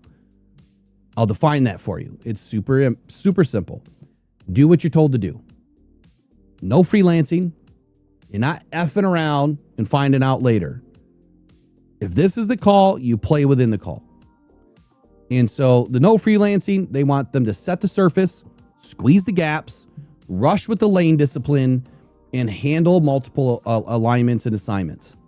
Detroit's defense has continued the 4-3 base hybrid system under Calvin Shepard, which is a transcendent defense from Aaron Glenn's. Pretty much been the same last year. Again, I feel like that's changing. The defense is built to be multiple and versatile at every position, whether it's with 4-man fronts, shifting to heavier 5-man looks, or asking the interior defensive tackles and edge defenders to handle the 1.5 gap responsibilities. The defensive front must own its assigned gap and then squeeze the next gap when the run declares. And that's exactly what the 1.5 gap responsibility is designed around. I'm not as well versed as your defensive line coaches would be at explaining that. But from a layman's term perspective, it's exactly what I wrote. When they declare the run, you are now more responsible. You have to fit those gaps. You are responsible for one, you are half responsible for the other, and you better be there. How does the player fit? This is where I think it gets a little bit more interesting for Derrick Moore, because this has a layered defensive fit that starts as, number one, the prototype for the big end. You know, last week I was kind of saying that I see a little bit more speed out of the guy. And when I watched more film over the weekend, I don't see that as much. I think he can be used in a hybrid role for sure, but I see more of the big end. And that's kind of what we were hoping the Lions were going to bring in this year. He just doesn't have that massive size that you see, but he has a lot of strength and a lot of power, and he's doing it in a smaller vessel. So I think he can still be in that big end role. And whether it's in Shepard's 4-man fronts or a different front, well, you know, I think he'll be able to do all of it. He's 6'3", 255 pounds, 33-inch arms, and he is built to set the edge against the run, which is a mandatory requirement for the Lions. He excels at locking out offensive tackles, keeping his chest clean, and funneling the run plays back inside to the linebackers, which is, I mean, that's just what edge are supposed to do. Now, here's the onion of it all, the multiple layers. Layer 1. Moore's primary immediate value is providing a high-quality rotation to keep Aiden fresh. Mostly on rundowns, he'll be expected to give the Lions better edge setting and early run game force. Layer 2, we're going to call this the NASCAR, or the long yardage sub packages. Shepard can slide more inside to defensive tackle as a 3-tech. His explosive first step and his bull rush capability can really stress the slower NFL guards in isolated pass rush situations. Now, he's not built like a 3-tech. He's not a 290 or 305-pound man, but that doesn't mean that he can't slide inside. That doesn't mean he can't roll inside on a twist or a stunt. It just means that he's going to be inside in the NASCAR, where you've got 4, speedier guys, quicker, slippier guys up front trying to get after the passer. Layer 3, with the Lions exploring more 5-man fronts to maximize versatility. Let me say that again. With the Lions exploring more 5-man fronts this year, I'll just leave it there. You can run with it. Moore can play the 4-eye or 5-tech, allowing specialized speed rushers like DJ Wanham, or even a linebacker like Jack Campbell, safety, a corner, to attack from sharper angles. This is the New England and the Seattle Seahawks playbook right here. You want to be able to attack from multiple areas. You want it to come out of nowhere. You don't want to know where it's coming from. You don't want them to know where it's coming from. But if you consistently line up in a 4-3 and the front 4 are consistently going, that's pretty predictable. But when you throw a 5-man front, 2 linebackers, and 4 DBs, and you walk, or maybe one of your DBs is, a third safety, Could be. Maybe one of your linebackers is now a bigger safety instead of a linebacker. And you start playing, your defensive end maybe drops back and that safety swoops in. Play the games, right? Play the games. There's a little bit of scheme constraint here too. Not much, but a little. Moore is a linear power rusher, right? More than a bend the edge specialist.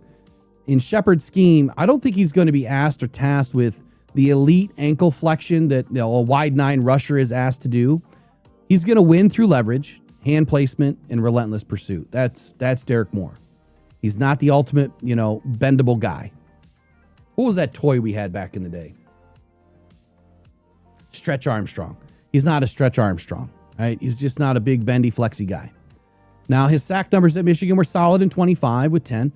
His pass rush plan still is raw. Now, with the help of Casey Rogers and Aiden Hutchinson, I think that Moore will need to refine his counters to avoid getting stuck on technically sound tackles. That's a big key for me right here. I need to see this improve big time this season. And you know what? I think he's going to do it. I really do. I think he's going to do it. The roster fit, look, this is kind of a clean fit for me. It's a clear fit. Moore's roster fit is direct because of edge depth. It was one of Detroit's clearest defensive pressure points entering the draft. Now, we had a lot of, plenty of guys on the defense to play edge. Plenty of guys that are going to play inside, outside. But Hutchinson, still remains that headline, but the Lions also needed another young rusher who could reduce the snap burden, but also create a stronger second wave, right? So when the hockey Lions are coming in and out, you need that second wave to be just as good as that first wave. It'll never be as good as the first, but it has to be close. So with the cost of edge position in today's free agency market, the second round pick becomes need and value working together. I don't believe that Brad Holmes just went gangbusters on BPA here.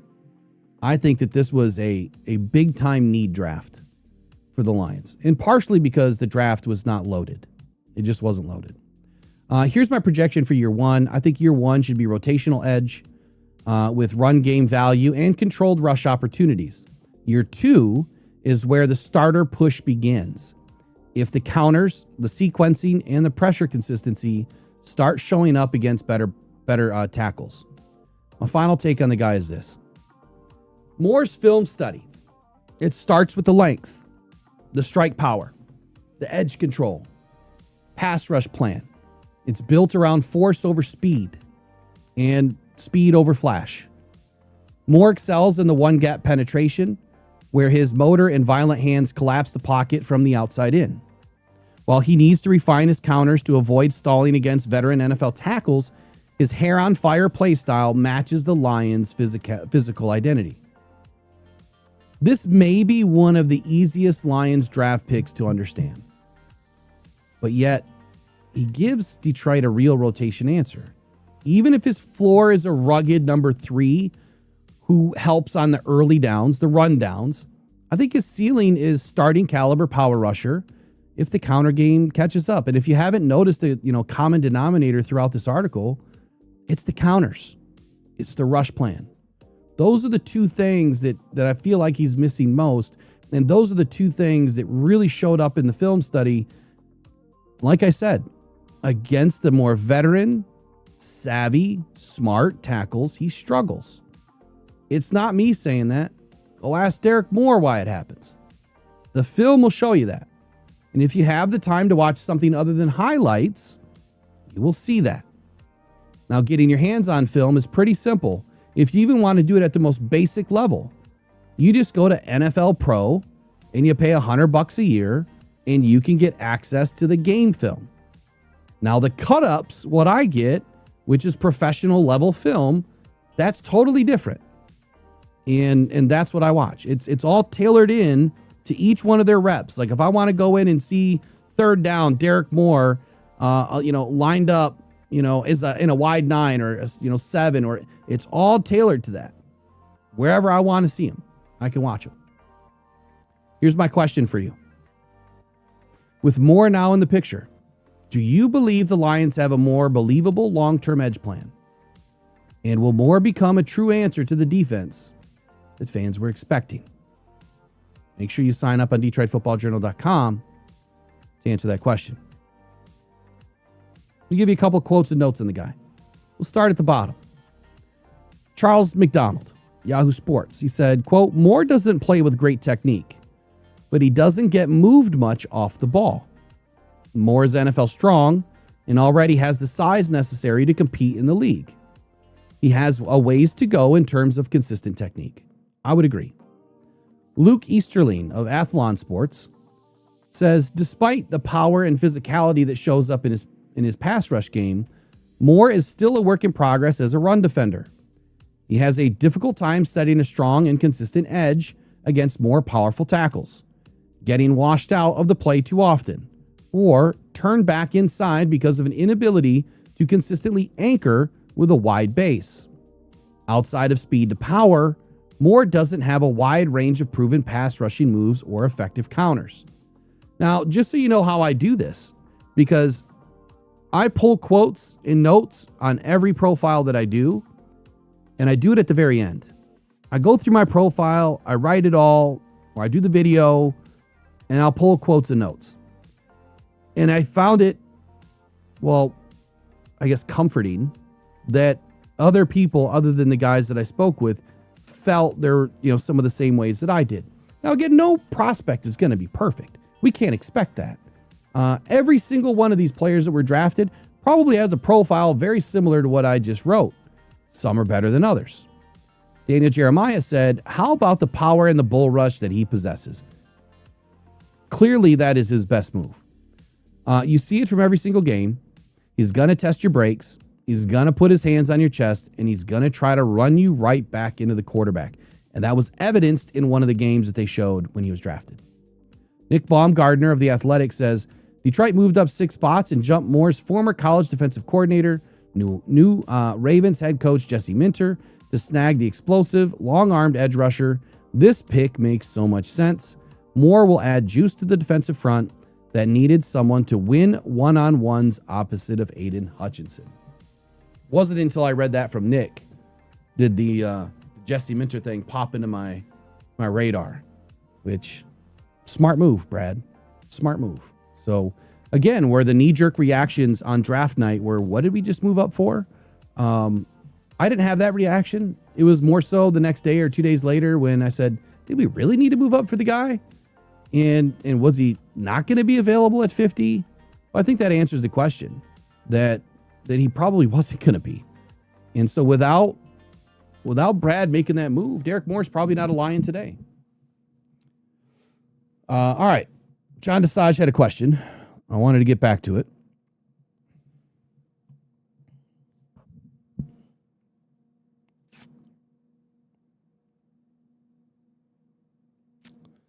Where was that question at? I think your question was,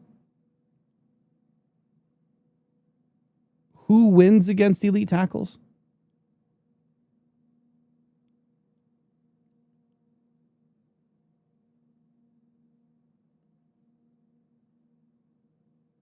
Where was the question, John? That was probably really far back.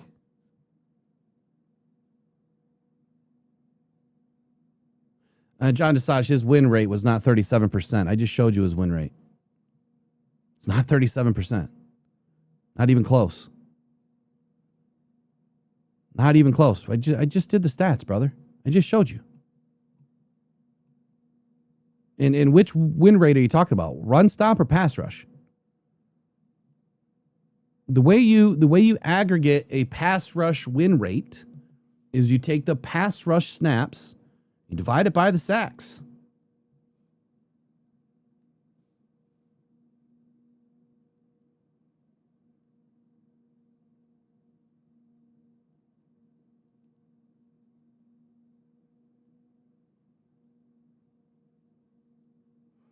So I don't know who's putting that stuff out there.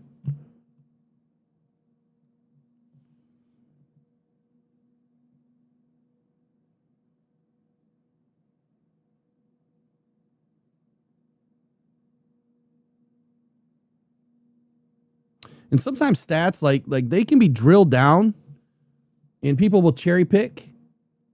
And I would never, ever say that, what a player did in college is going to translate.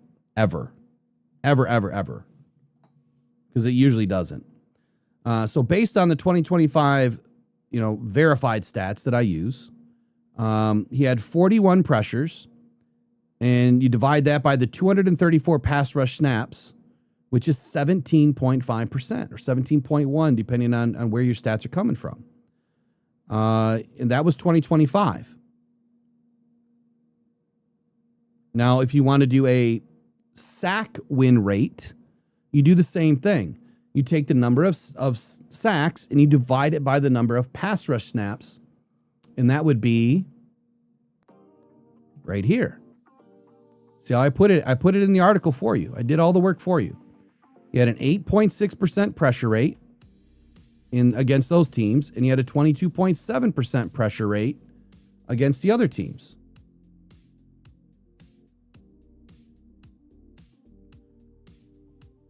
Now, you can't take those two numbers and divide it by 2. It won't work out. That's not how you do that. But let's just take his pass rush snaps. He had 141 against the bottom tier. He had 93 against the top tier. That's 234 pass rush snaps. He had a total of, what was it, 10 or 10 and a half sacks? He had 10 sacks.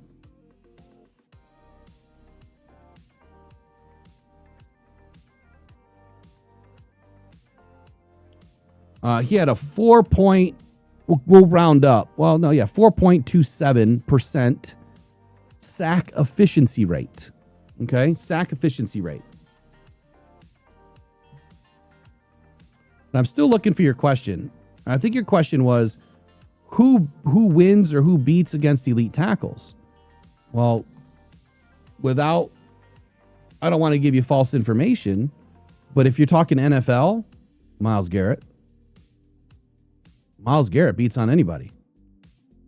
Anybody. And a lot of other players do too.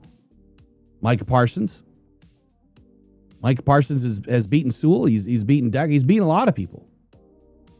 So there's a lot of players that can do it. Now, if you're talking specific 4-3 defensive ends versus a 3-4 outside linebacker, I think what you need to look at is the one-on-ones, and then I guess get your best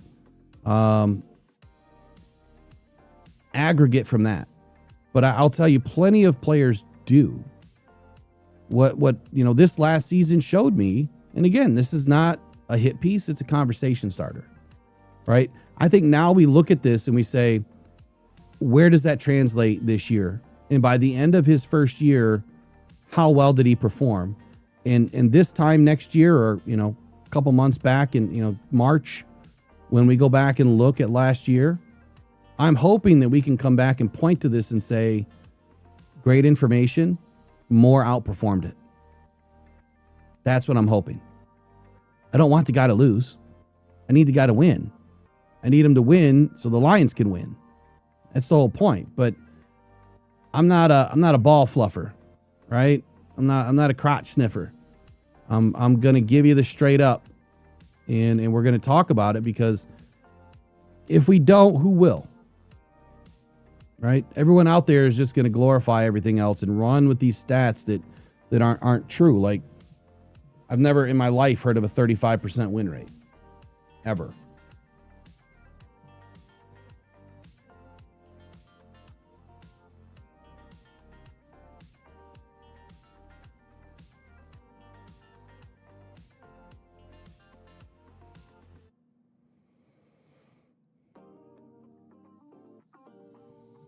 All right, what else is in the chat here?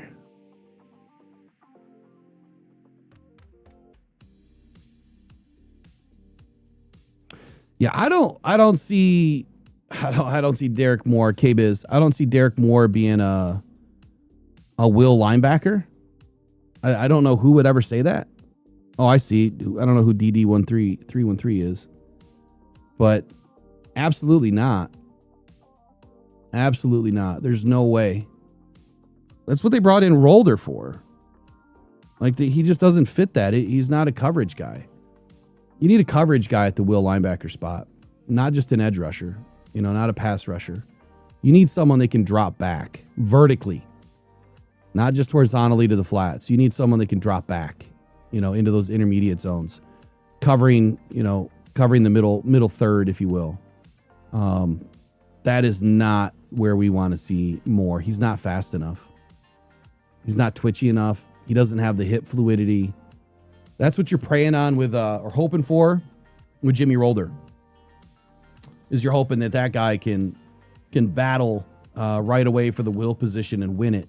And I'm not saying that Malcolm Rodriguez is the answer, because I don't think he's the answer either.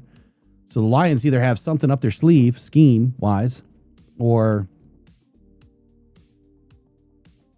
we have yet to bring somebody in, which I would lean on that. Those two things, scheme and we're not done. I don't think we're done. I think that when you get to 90-man cuts, there's going to be some will linebackers that come available, especially after some of these teams, drafted the players that they did. There's going to be a possible trade. You could see, someone gets released. There's already been a few players released. I don't think any linebackers that fit the will position, but that's kind of what's, knocking next is we still need one more person in that room. We need a couple more guys just to compete, but we need another starting will linebacker. Unless we're going to see a move, I can't see them putting Jack out there.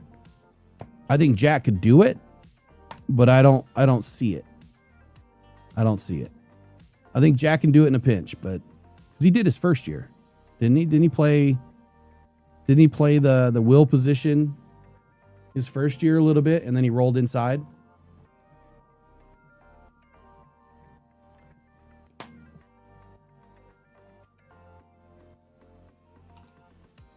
So at the end of the day, the biggest thing that I see with his production film so far just needs to develop that toolbox a little bit, or a lot of it. The counters are the most important thing. Almost every time he gets caught up with a tackle, what he does do is he doesn't quit. That's the one thing that is evident about his tape. He doesn't quit. Like, he stalls out on the pass rush, but he doesn't quit motor, right? The motor doesn't shut off. He will continue to bull and push. Like, if you lock him up and he's able to get you back on your heels once, he will continue to drive you back. And that he's good at. It's not good for the pass rush. And it's also not good if the run goes around your right side. If you're locked in and you're pushing pushing the tackle in, cave in, collapse in the pocket, but the ball's already gone, you're out of the play.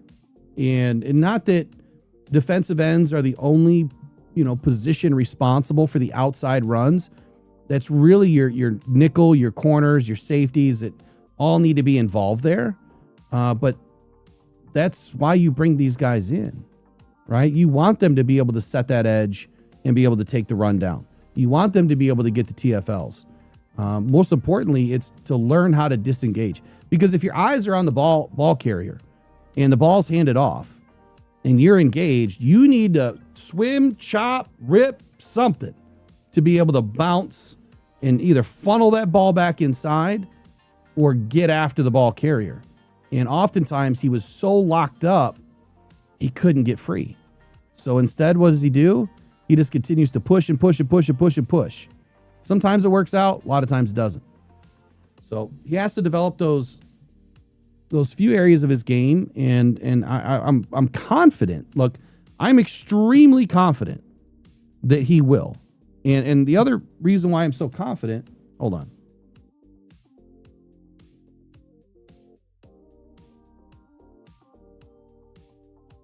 The other reason why I'm so confident is because he doesn't need to come in and be the guy day one.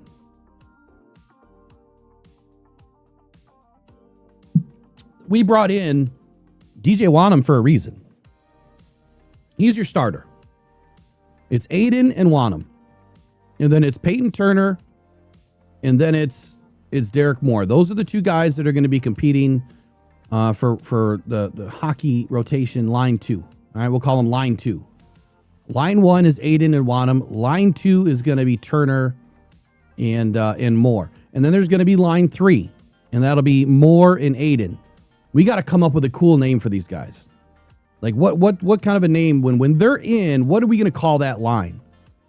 I'm sure other people are going to start stealing this too, but we got to call it something cool. Like what are we going to come up with? Let's ask AI to help me. Let's ask AI. We need a name. So just like Sonic and Knuckles, right? We need something cool for the Michigan brothers. Just puked in my mouth saying that a little bit. I'm just kidding.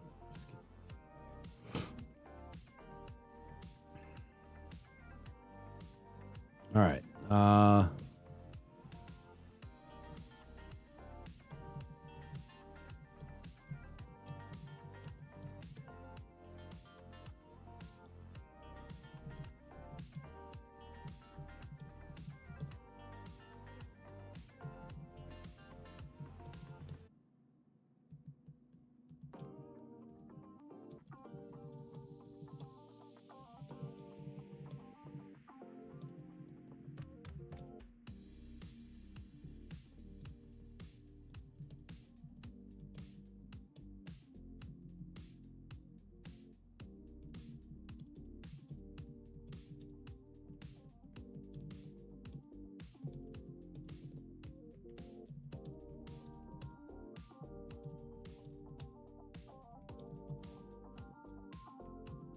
Kind of a long prompt, but we'll see.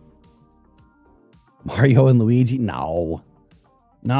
We need something. Eminem? Michigan Mash Brothers?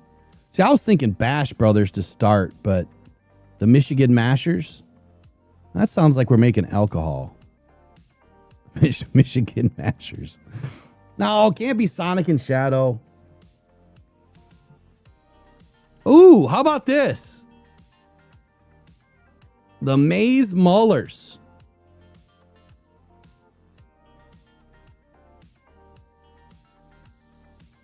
Here, let's do this. Let's do a poll. I'll throw a couple in here. The Maze Maulers. I'm gonna combine a couple together and make one, and I'm gonna call it the Blue Rush Crew. The Blue Rush Crew. Kind of like that one.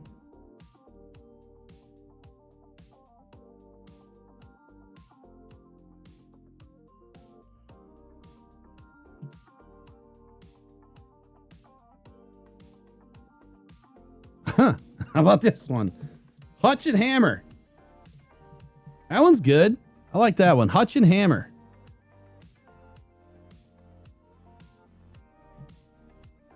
Ooh, I like this one too. The Maze Rage. The Maze Rage Brothers.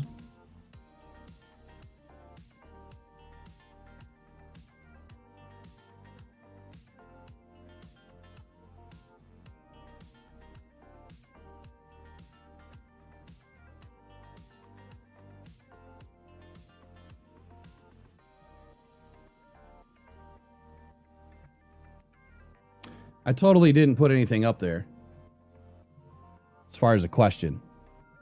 There we go. We got the Maze Maulers, the Blue Rush Crew, Hutch and Hammer. I kind of like that one the best. And then the Maze Rage Brothers. We'll just keep doing this every day until we figure it out. But maybe I'll throw something up there on Twitter once we get one of these done. So anyway, did I have it? I thought I had another spelling error in my article. I'm looking for people. I've been saying it every year, but I need some people. I'm looking for people to fill in on the morning show. I'm looking for people that want to start their own stuff. I don't care what sport. I'm also looking for writers, and I'm just straight up looking for people to help. Got a lot of things going on, whether it's help with golf tournaments or other things that we're going to do this year for the Rockdown Cancer Foundation. So we're looking for volunteers.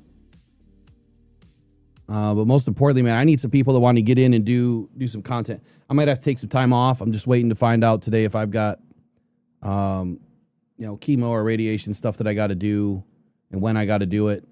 I won't know until they tell me. I might have to get more testing done still. So if I have to go through that, it could be a bit. So I want to try to get some people in the saddle and work with Eric. If Eric wants to just do an hour morning show by himself and have someone help him, that's fine too. He's not going to do graphics and all that. I can do all that and just get him off and running. I guess I could just work behind the scenes, but there's going to be days that if I have to go through, I'm going to be extremely nauseous. Let's just hope I don't have to.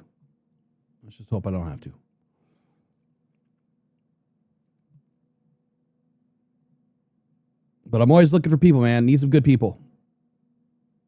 We want to keep on growing here.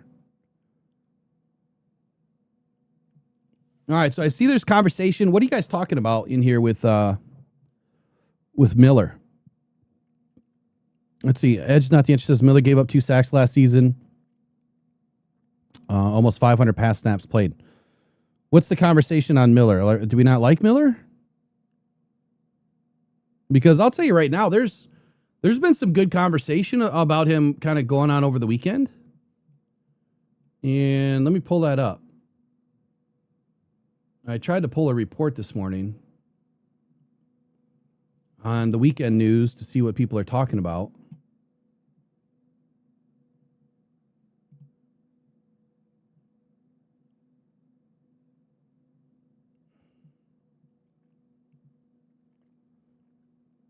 So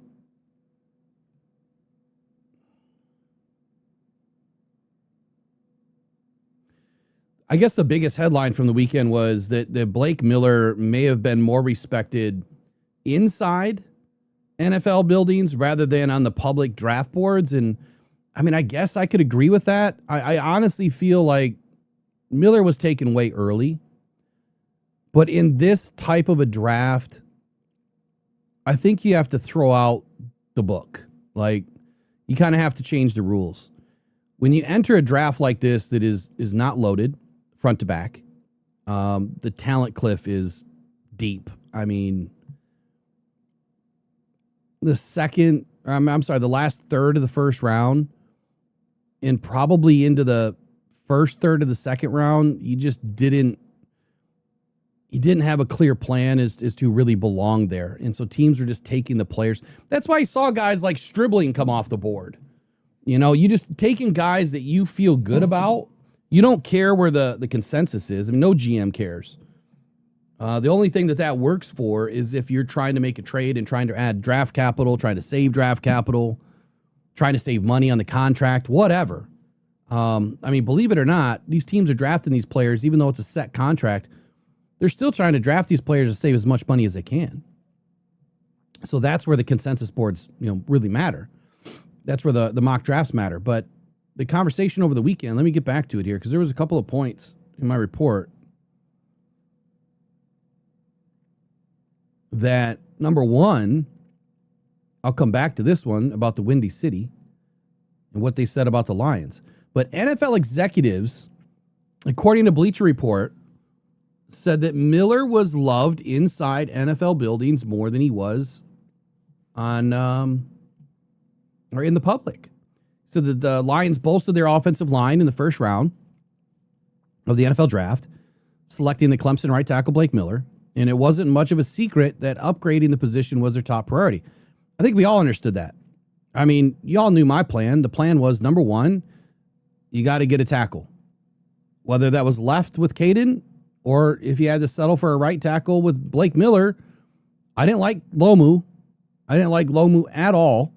And I didn't like Freeling. So that only left one other option for me. Max Ahanachor, two options. Max Ahanachor or Blake Miller. Ahanachor is raw. Like, that's a 2 to 3 year guy unless he lands on the right team and catches fire. Miller is as solid as they come. He is pro ready. He's durable. He has the most starts out of any lineman. The guy's going to be solid. Absolutely. He's going to have some things he has to, climb as well, but the talent is there and the time on task is there. But according to Jeremy Fowler, he said this, quote, "The Lions were making calls before the draft, and their plan was pretty clear. Get ahead of the offensive tackle run. The expectation in league circles was that at least 4 tackles would go in the top 15 to 17 picks." Didn't I say that too? I know I said that. And I also said Proctor would go before the Lions potentially, which they needed to move up to get him. It didn't happen. Goes on to say that moving up 2 to 4 spots was an option for Detroit, which landed Miller at number 17. But Alabama's Caden Proctor was believed to be the target for Detroit. But Miller's name was magma hot late in the process. He's the best tackle in the draft, said one NFC exec. There you go. Look, I think the Lions did just fine. I'm not mad at the Miller pick at all, even though I was, you could say how deeply in love with Caden Proctor. I was, man. The dude's going to be special. He may take a little bit of time, but I don't think it's going to be anything that you have to worry about. I think, just inserting Caden Proctor into any offensive line, the dude's going to win. He's going to win at a high level. This article goes on to say that Miller was a bit of an acquired taste, though, that the scouting department ranked him as the number 35th. I'm sorry, ranked him as number 35 on its final big board. And for instance, other executives weren't sold on the selection.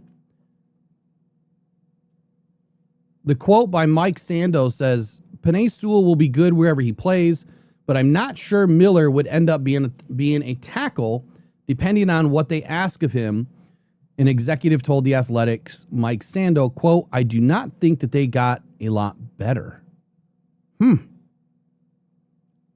then the Lions felt he matched their physical run-heavy identity when Brad Holmes said, quote, there's certain guys that they might fit you, but they won't try to strain to stay connected. But Miller, that's why he's such a fit. I thought that he was one of the better blocking tackles in this draft for sure. So I kind of agree with some of this. Obviously, I think that Proctor was the guy. There's no doubt in that for me. And once he went, the Lions were going to scramble to make sure that they got Miller. And that's what the calls were all about. I thought I shared that last week, didn't I? That my guy had mentioned that it was never about Miller to move up.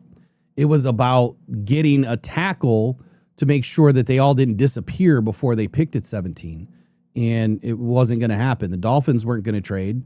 They were taking Proctor.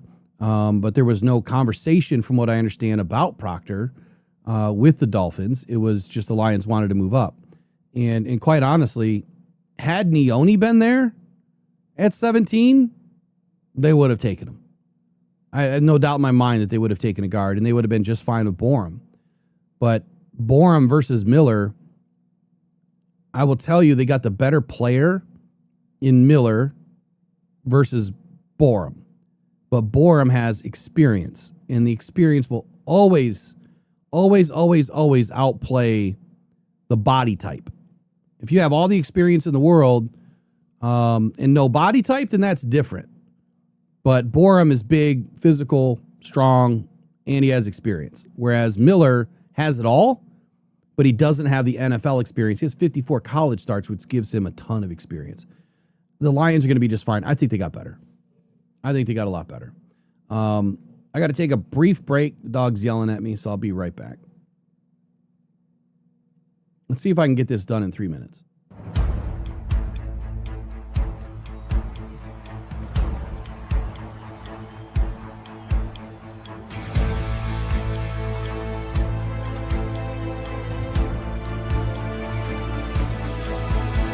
I pledge my Sundays to the Honolulu Blue, to the silver stripes and the soul of the blue crew. From the ashes of 0 and then 16 we rose with the chip on our shoulder that everyone knows. I stand with the faithful, the loud and the loyal on Michigan soil where the battle lines coil. I pledge allegiance to the shield and the mane, through the lake effect snow and the November rain. One nation under God, moving the chains with the fire of the city coursing through our veins. Hey, invisible spirit, upon them will crack. We got the whole league's target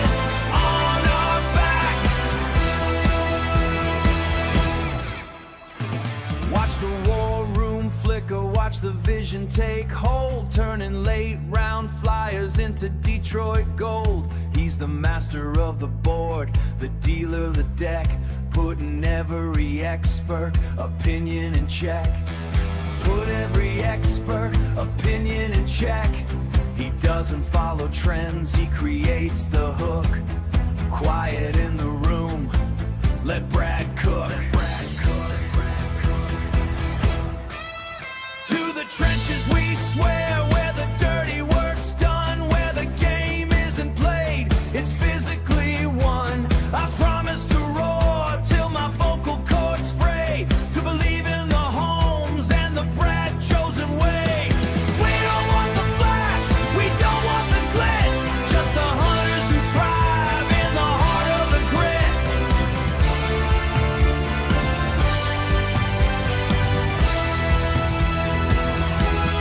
We'll be back. With liberty from the cellar and justice for the years of pain. No more same old lions, just the kings of the northern reign. I pledge my allegiance, my heart and my roar, to the team that we love and the team we adore. With kneecaps for breakfast and victory in sight, we're the Detroit Lions and we're winning tonight. All right, we're back. Talking about Jimmy Rolder, Derrick Moore, Blake Miller, all the names this morning. A little bit of Lions news, a little bit of NFC North news. It's the offseason now, man. We're fully into it, especially with no rookie camp. Like, it's probably a perfect time. Well, it's never a perfect time to get sick, but it's a perfect time to take a little bit of time off this year. Like, not having rookie camp is totally going to kill the content for a lot of people. There's a lot of things that I can continue to do and probably will do. But I have some things that I need to do outside of health. So we'll try to get it all done and get back here as soon as I can once I figure out what my schedule is going to be. Yeah. So Attila, to your comment, I don't name names, but he's full of shit. He's absolutely full of shit.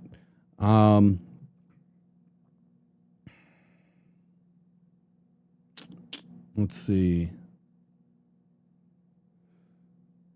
KBIS says Miller's stock was rising from the minute the Senior Bowl was over until the morning of the draft.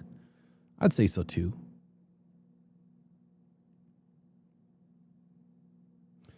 Tyrod says, who do you think the biggest bust in the draft is, if y'all don't mind me asking? That's a great question.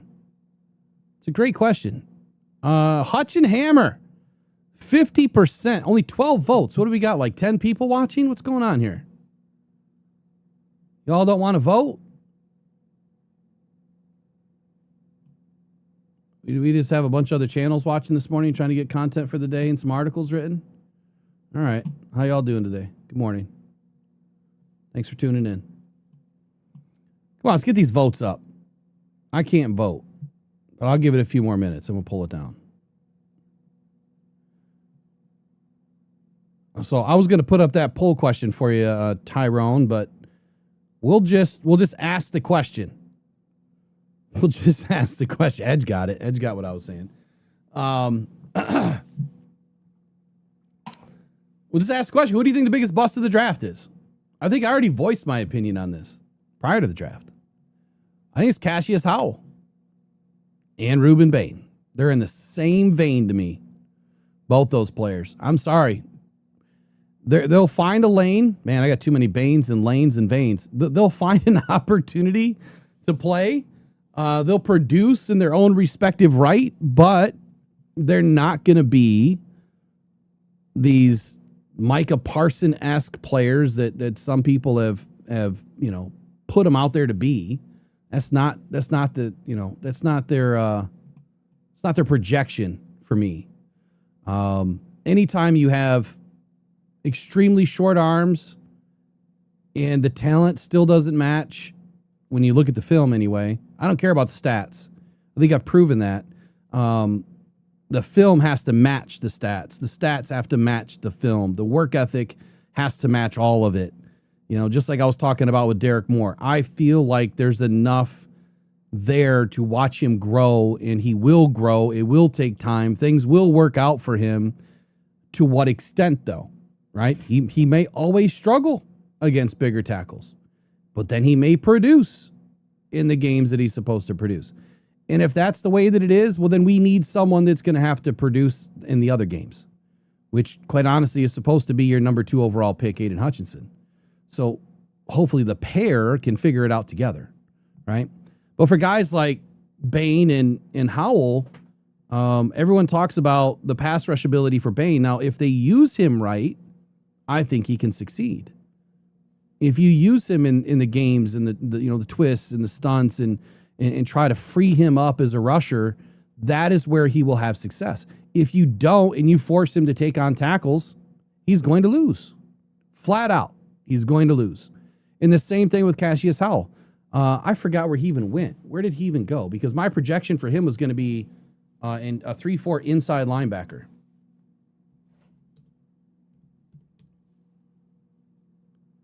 I forgot where he went.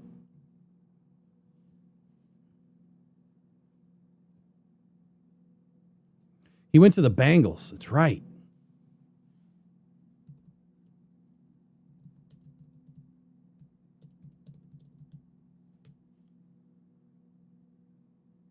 And they run, I think, primary 4-3 and 4-2-5. So he's not going to be a 3-4 inside linebacker. So by going to the Bengals, are they going to use him on the outside, or are they going to put him in and still put him in a linebacker role? Let me take a look at their depth chart.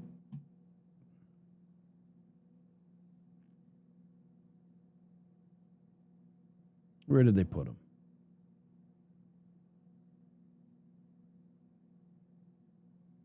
It's not even on the depth chart. Hold on.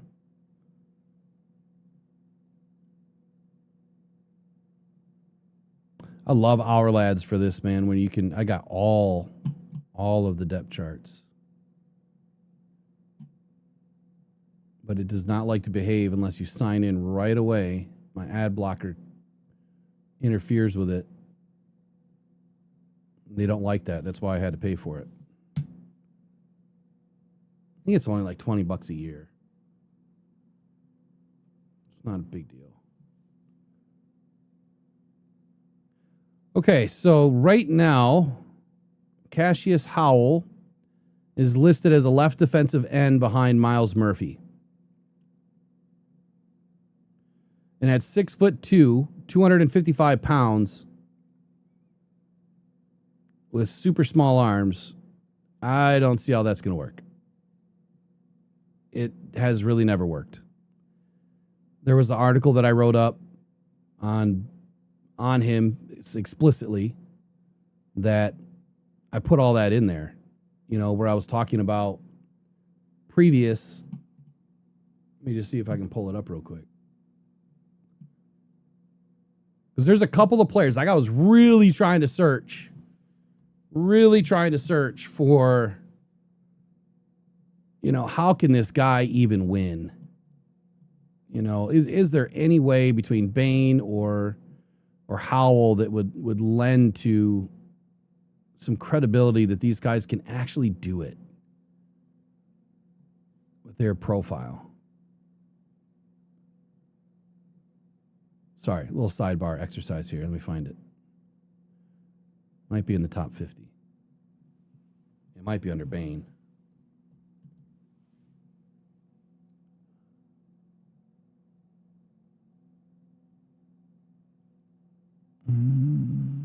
Where did I write it?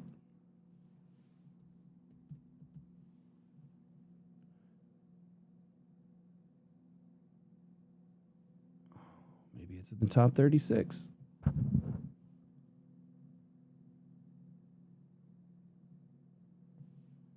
Everything's blending together now.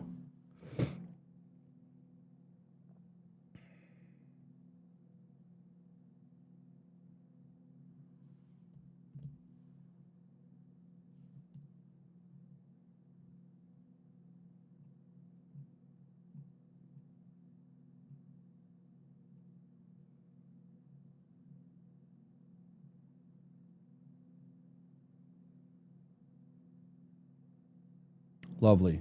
I don't know where I put it now. I'll have to come back to that because I can't remember the players.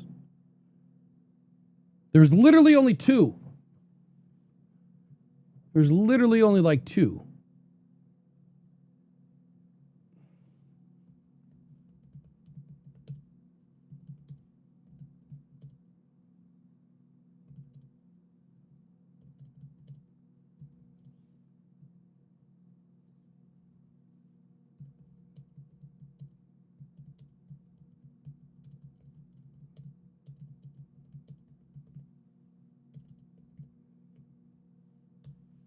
We'll see if AI can pull it up for me. Have it claw my my site. I don't want to waste a bunch of time going through it.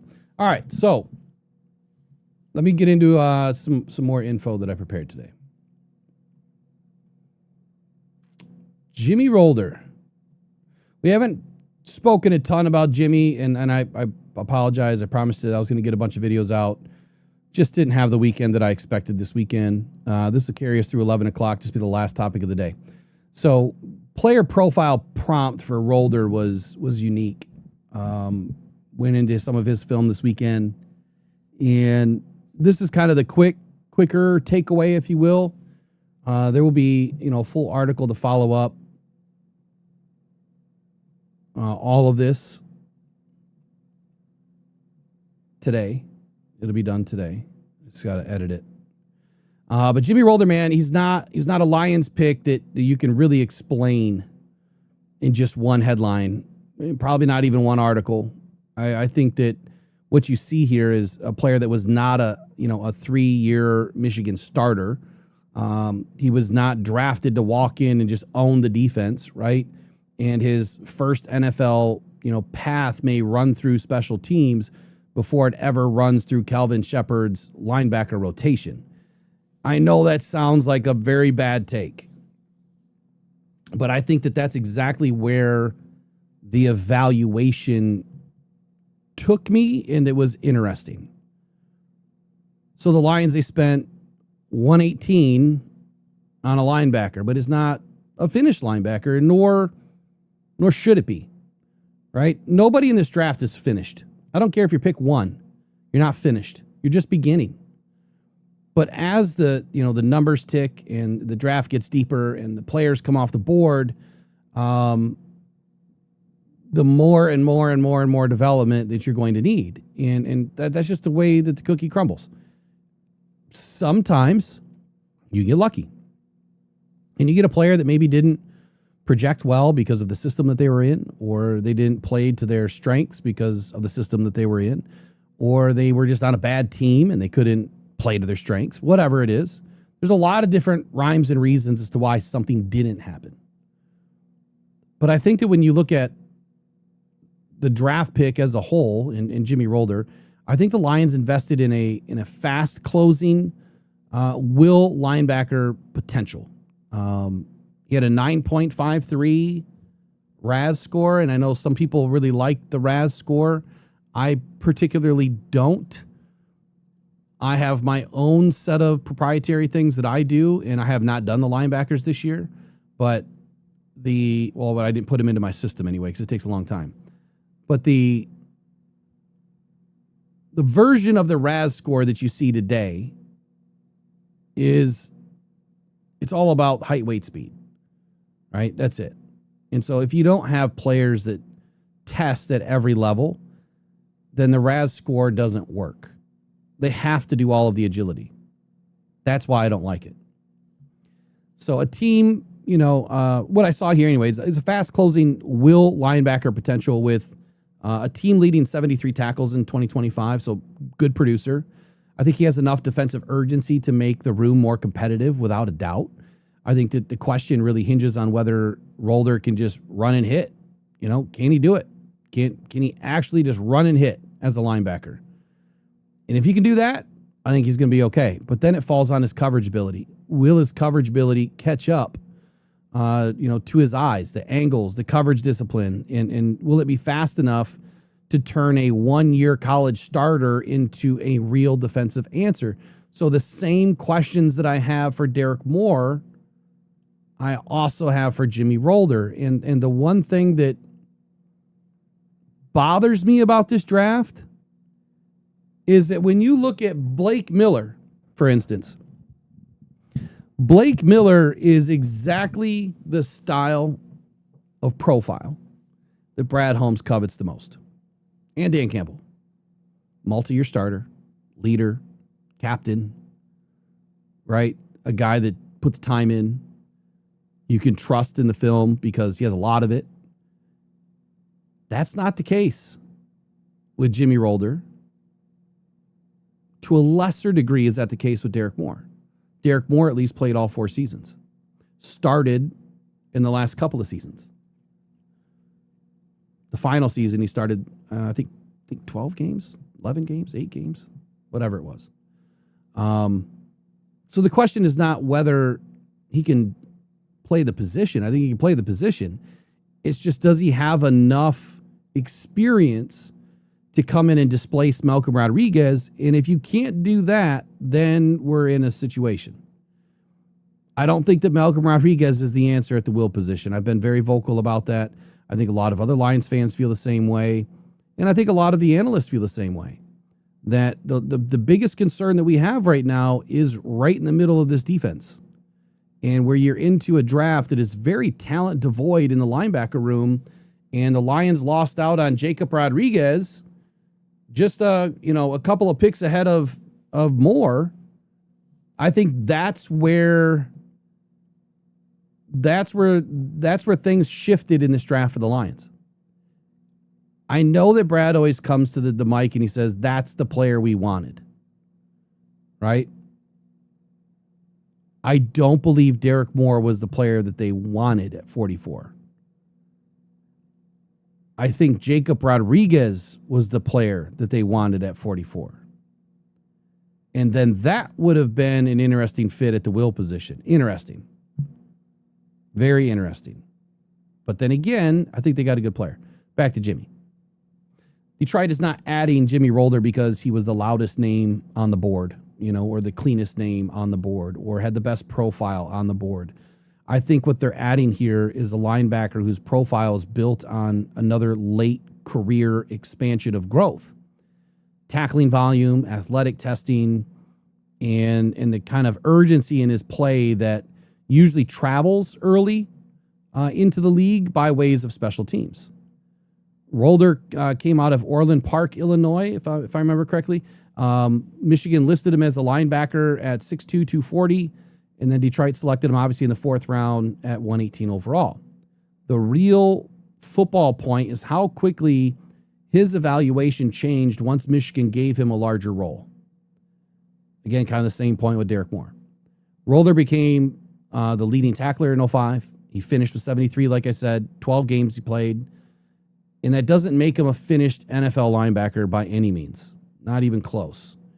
But it gives the Lions a real developmental base instead of a pure projection. And in this draft, you're drafting on a lot of projection because this draft wasn't pure of talent.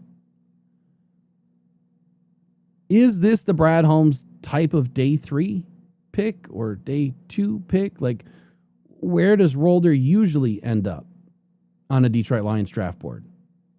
And I would say that this is the day 3 pick that you would expect. It's a player that has movement ability, contact confidence, defensive temperament that can, help on game day while the linebacker details keep developing. His previous season in 2025, I think that that's why this pick really existed for the Lions, or why his name was on the board for the Lions. Before that year, the evaluation was mostly about traits, flashes, and projection. And then Michigan put more on his plate in his last season, and Rolder responded with the kind of production that forces scouts to say, oh, we need to go look at that guy again. And that's the same exact thing that happened to Derrick Moore. There's a lot of parity between these two profiles. A lot. CFB Stats credit him with 12 games, 47 solo tackles, 26 assisted, 73 total, 7 tackles for loss, 2 sacks, 1 INT, 2 PBUs, 2 quarterback hurries in 2025. It's a pretty solid profile. The production matters because it came with range and disruption, not just clean tackles, right? He was moving. The caution, though, is experience and coverage, which probably are the two most important things a will linebacker should have and be able to do. PFF credited Rolder with 13 pressures and only 4 missed tackles, so pretty solid on the missed tackle front. But he was also listed as an 80 passer rating allowed when targeted, which is not terrible, right? I mean, oftentimes you see a lot of linebackers with 113, 110, 105, 98, whatever. 80 is not terrible. It's good. It's probably the height of where I would want it to be. If you were taking a will linebacker in the first round, I'd want to see that south of 80. All relative to the competition, of course. And that is really the profile in one sentence. Or this is. He can run. He can finish. And he still has to become more trustworthy in space. That's the profile. He can run. He can finish. There's more to come. I think that they drafted the 2025 jump versus the whole college profile. And Shepard now has to turn that jump into a dependable linebacker in day one. Immediately in special teams, he's going to flourish. As a sub-package linebacker, as a rotational linebacker, I think he'll be just fine. I don't think that he's going to necessarily get caught with his pants down often. I think he's pretty smart. At least that shows up in the way that, I watch the film and I see the way he keys and diagnoses and fits. I think he knows what he's doing way more than I do. He had a career high game. And see, these are the things that when I look at, let me pull this up.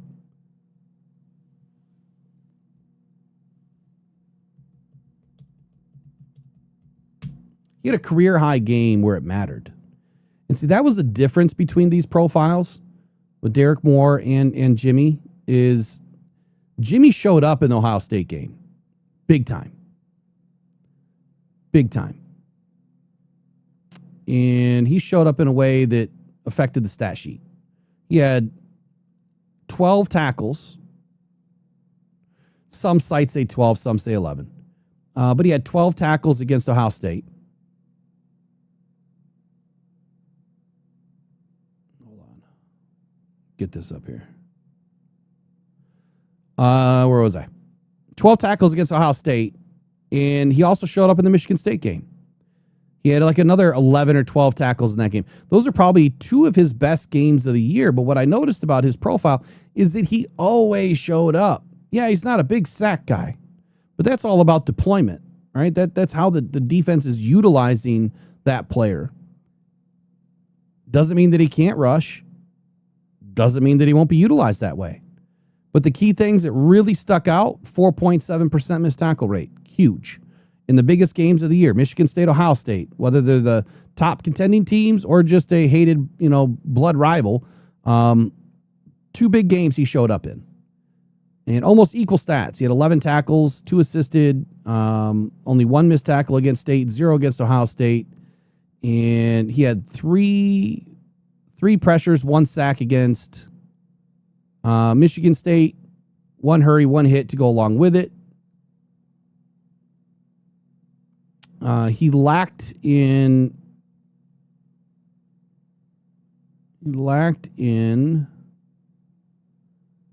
Where's the fumbles at? I thought I wrote it down. Maybe I didn't write it down yet. But I think he lacked in production that way, ball production, in getting the peanut punch to work for him. Snagging interceptions is not part of his game yet. But he definitely needs a little bit more work in getting after the ball. Rolder's profile, again, it's not built on long-term starting experience. It's built on a 2025 roll jump, the high-end athletic score, linebacker style that gives Detroit immediate special teams and depth value. I've kind of gone over that. The floor comes from the tackling, the effort, the coverage unit usefulness, and the ceiling really depends on whether his eyes, his run fit pacing, and his coverage spacing will mature at the next level enough to earn the trust of Calvin Shepard and Sean Hamilton.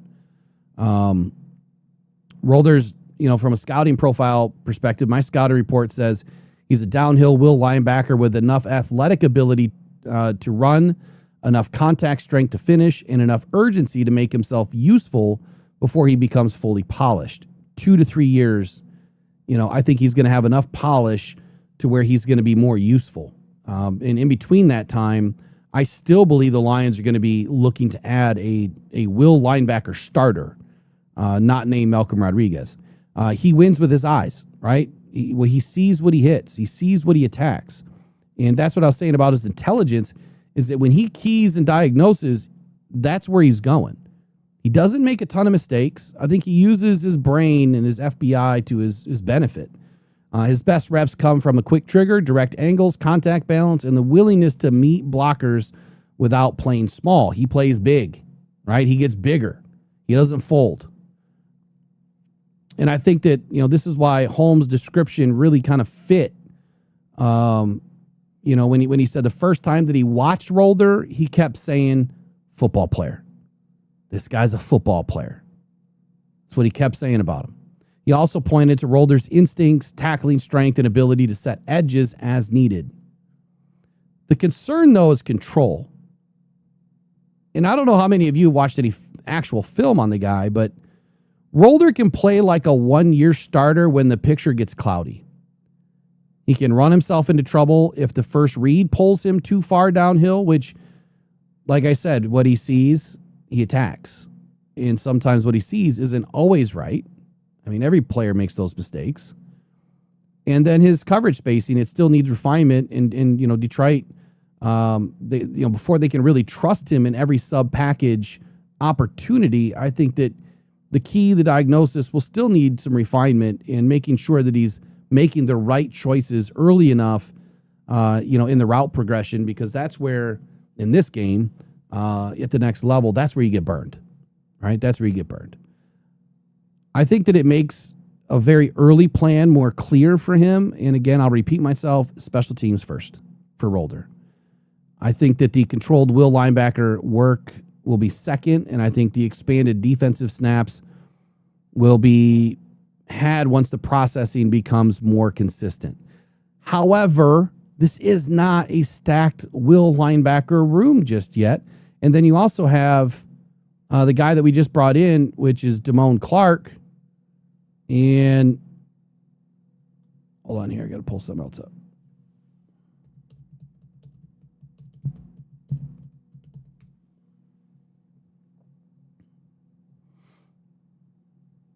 Oops.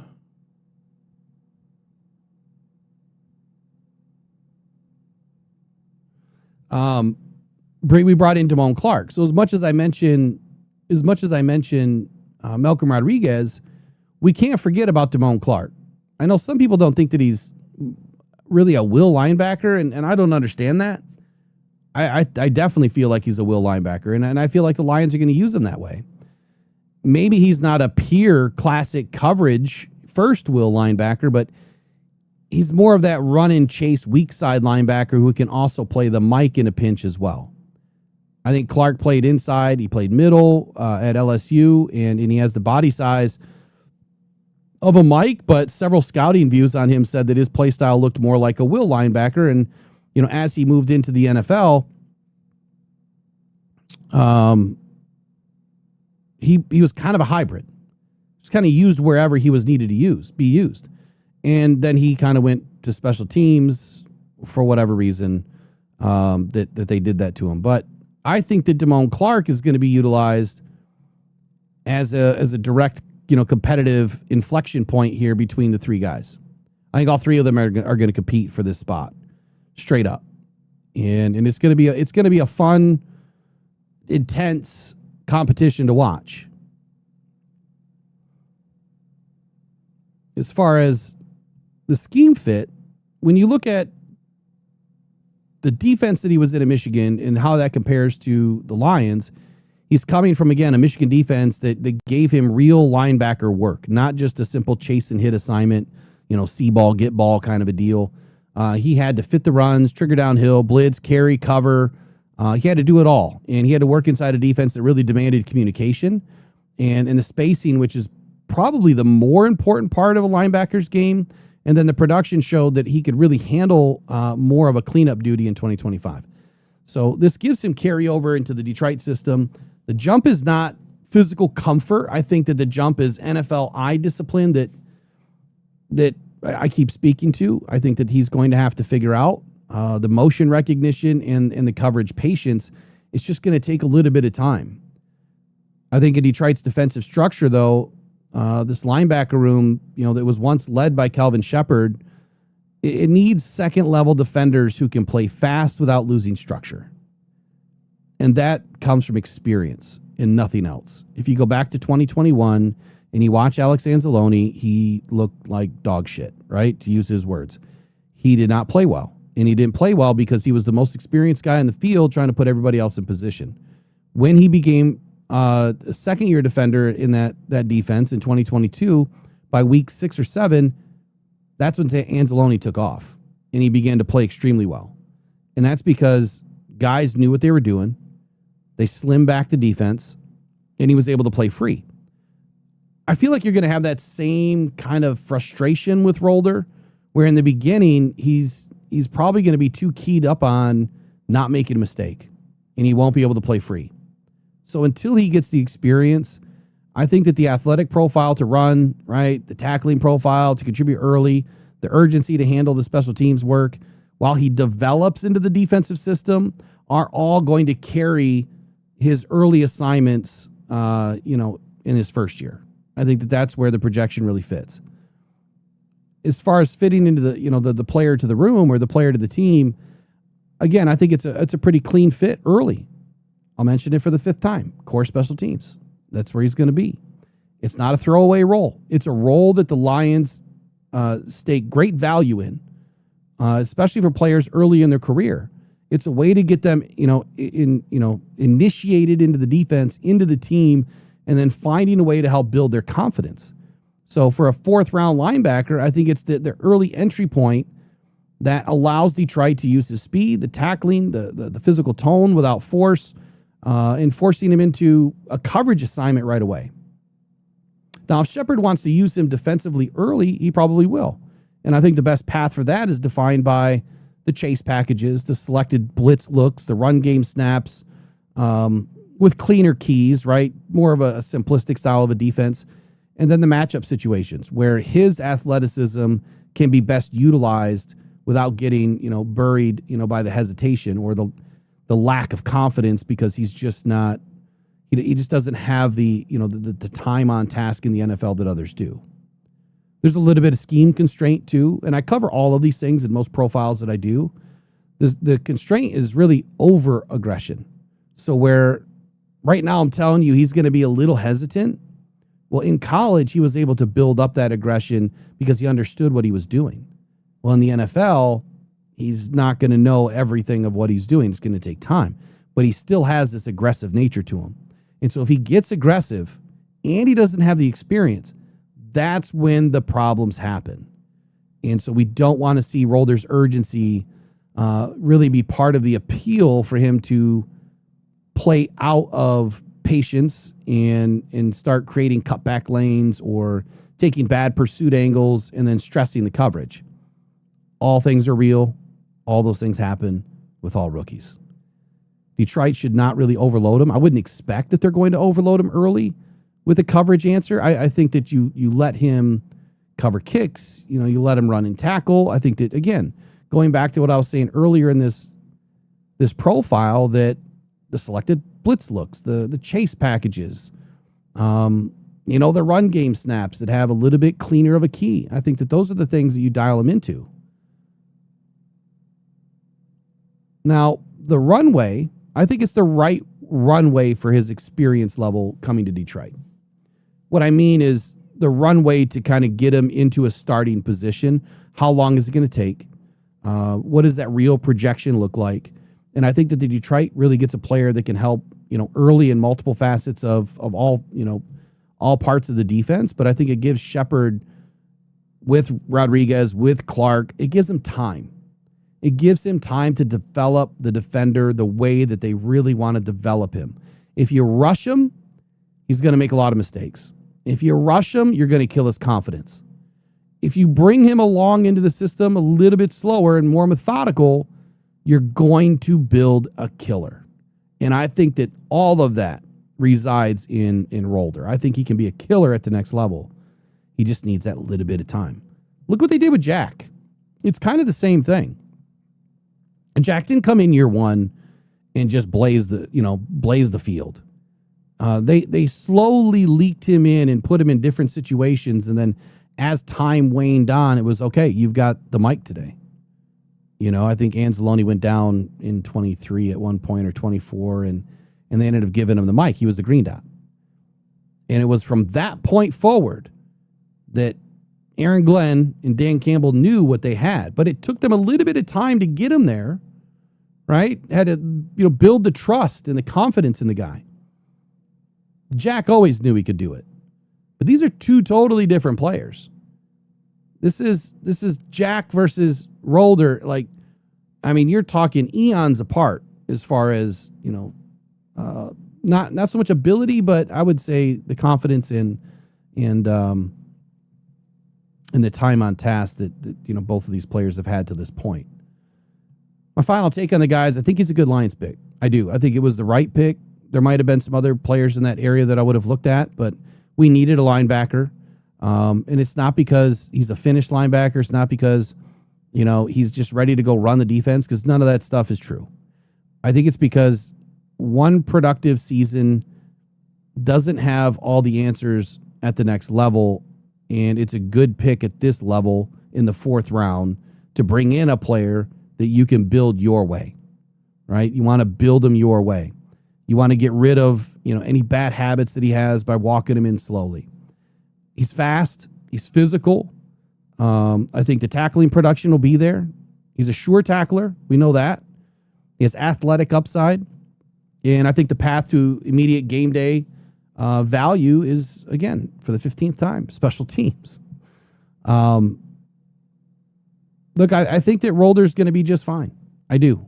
And I think that it's going to take a little bit of time to get there. Brad Holmes said, first time I looked at Rolder, I just kept saying football player, right? The guy's a football player. He is. He's a football player.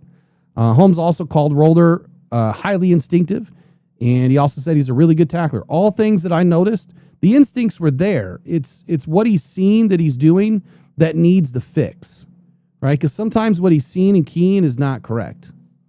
PFF also credited Rolder with 13 pressures, 2 sacks as a blitzer. So we know that he can be used in the games. And why not? Put him in a situation to win. Build the confidence. He only had 4 missed tackles, like I said earlier. When I kind of went around the room to look for more quotes, I didn't find a ton, so I'll keep digging for that. But anyway, outside of that, man, yeah, Rolder, welcome to Detroit, dude. I think take your time, man. Don't stress it. Just get better. Help the team win. That's what it's all about.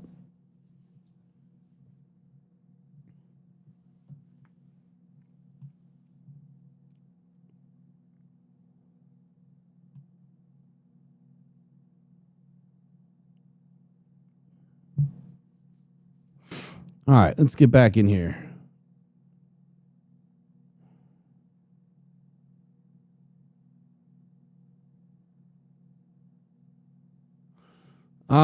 Yeah, so like Duncan, you mentioned in like the 3-4. So like I mentioned earlier, man, the intel is telling me that the Lions are going to do something different this year. But I don't think we're going to get out of 4-3 base. I think that the evolving nature of this defense is more to, how do I say it? Probably answer the call of change. When you've been running the same stuff for 5 seasons and now you're doing everything different because you want to win, the defense has to evolve. You can't hit the field this year doing the same stuff. So I would agree with you that doing something to help Brian Branch, to your point. We need to find help for Brian Branch. I am just as miffed as a lot of people with the lack of safety that was targeted in this draft. I think that we missed out on some great opportunities. To be honest with you, like I said, I like the Rolder pick. And if I go back and look at who is available around the Rolder pick, let me go to it real quick. There's going to be some names that jump out.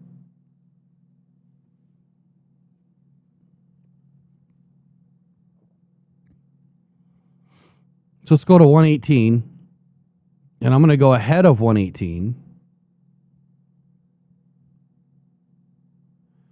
If the Lions had an opportunity to move up, the only name that I would have taken in the 4th round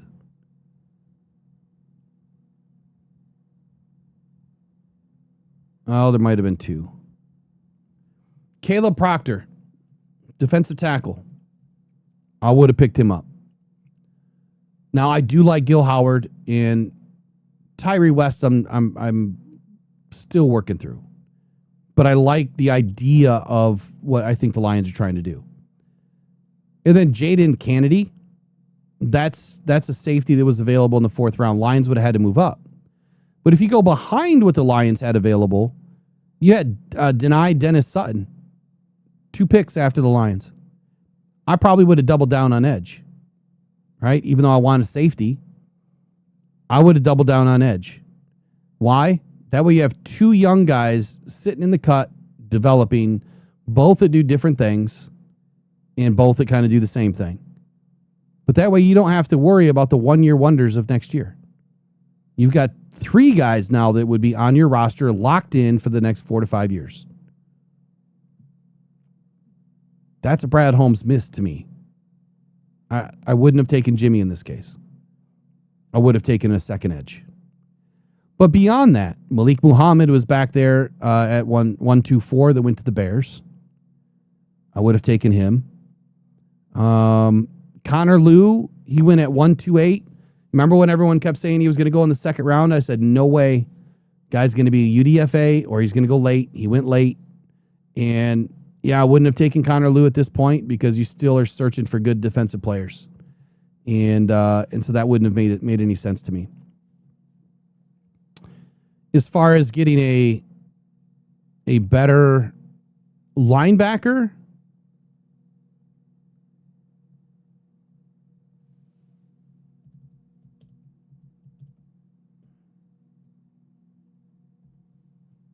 hold on, gotta look something up.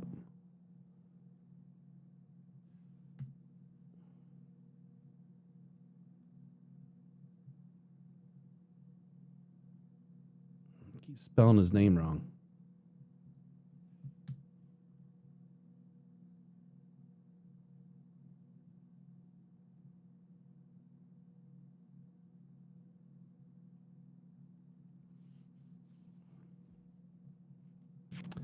As far as getting a better linebacker, like if that was the play,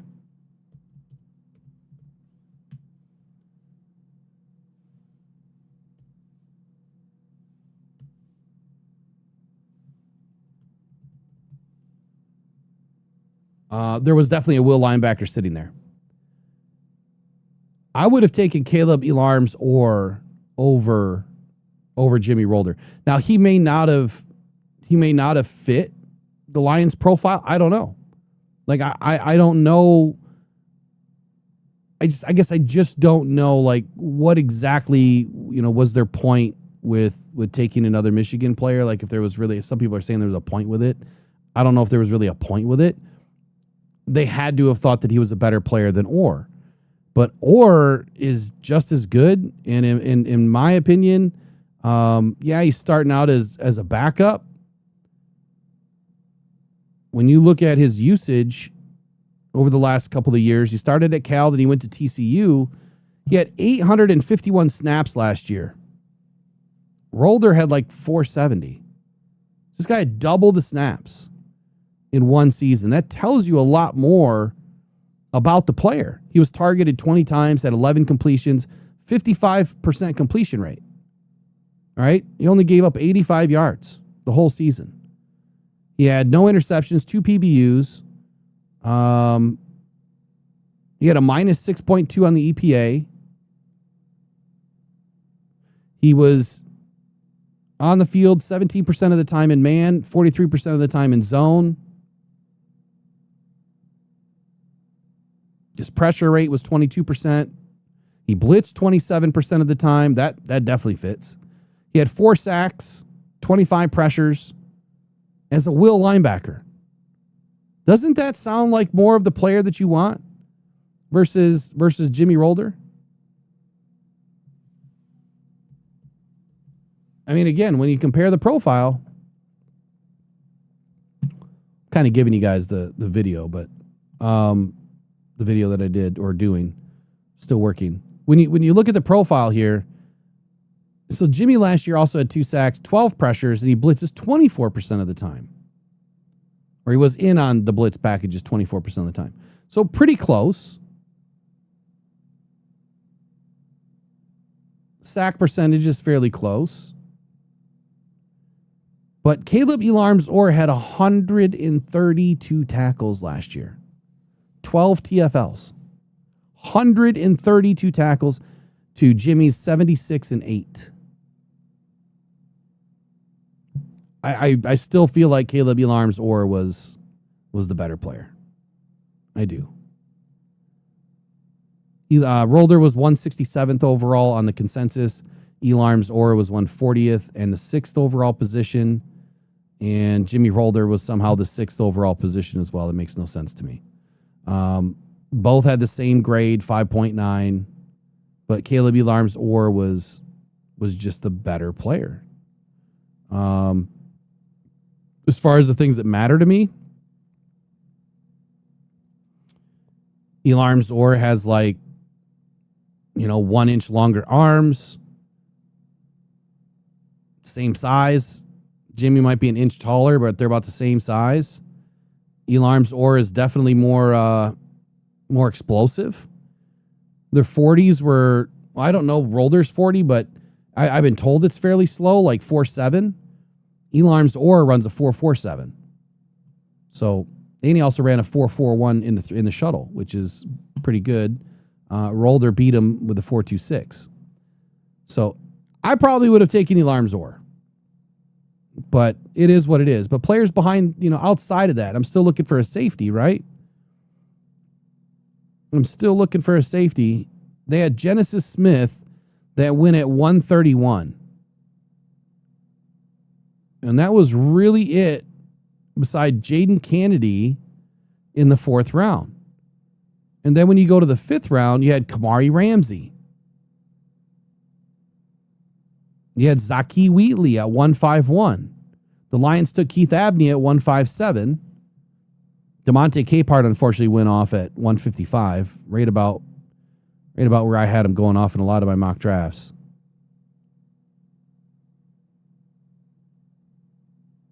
And then, hold on, 6th round. Where's my guy at? I think he's already gone.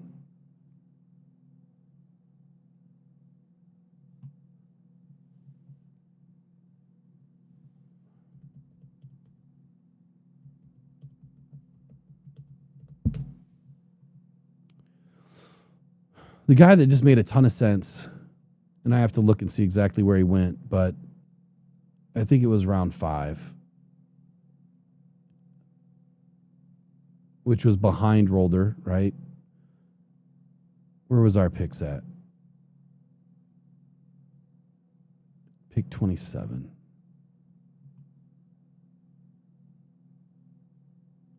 Yeah, right here. We took Abney. Where is he? Yeah, we took Abney over Jelon Kilgore. And that'll never make sense to me. I think Abney's going to be a good football player. I do. And I haven't even gone in to break him down, with you guys yet. But man, when I look at Jelon Kilgore and I look at the versatility out of this player as a run stopper, he has all the tools he needs to be more active. And when he transitions to the next level, I think he's going to be just fine. But he's a corner / safety. He can play both positions. He can do exactly what Abney does. and better, in my opinion. So the Bills got a hell of a player here. A hell of a player. And we took Kendrick Law right behind him. So we don't know. Like, was Jalen Kilgore on the board and we ended up going to the receiver instead? Why, if the Lions were that close, why didn't they just move up? You know, why couldn't they just move up a couple of picks? I don't know. But there's just some things that don't make sense. Okay, at 157, we could have taken Jalen Kilgore, and I bet you Keith Abney and Kendrick Law still would have been on the board at 168. But these are the games you play, man. You win some, you lose some, and we will never know. But what we will know is when the season hits and the players play, we'll see which ones rise to the top, which ones fall to the bottom, and, even which ones even get an opportunity to play. I mean, like I've always said, anything past the third round, they're all development. Some are going to play early on 12 teams because they're all building new teams. But if it wasn't for that, like, this is a really interesting year. I don't think a lot of people understand this. A lot of these players that were drafted this year, almost all of them are going to play.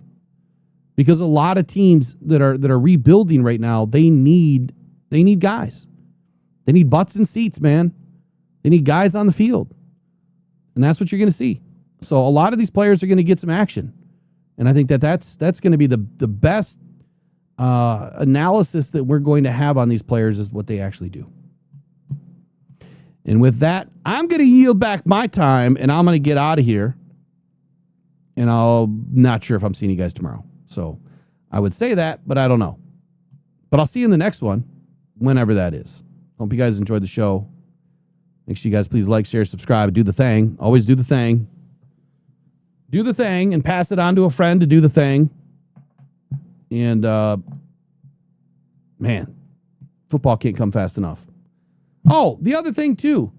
There was another team. I totally forgot about this. And now I don't remember who it was.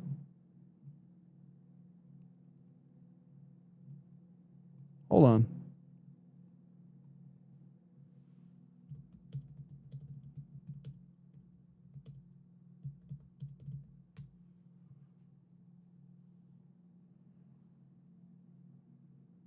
Man, I got this like chicken and rice power bowl just with my name all over it right now. Starving.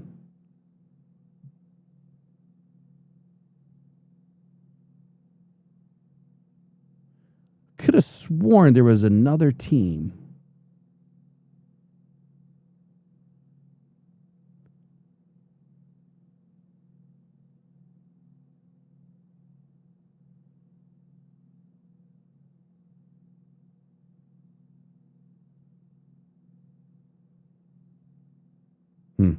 I thought I saw another team that was not holding rookie tryouts or a rookie minicamp, but that info might have been bad. But I was going to say that's interesting, right? Because right now we're the only team, at least leading up till today, we are the only team not doing it. So anyway, see you guys in the next one. This is no food stats first. All right. I'll get right on that when I pass out. I can't do anything. All right, you guys take care. Go and probably go to your lines. We'll see you in the next one. Adios. Lions show 4 across the front.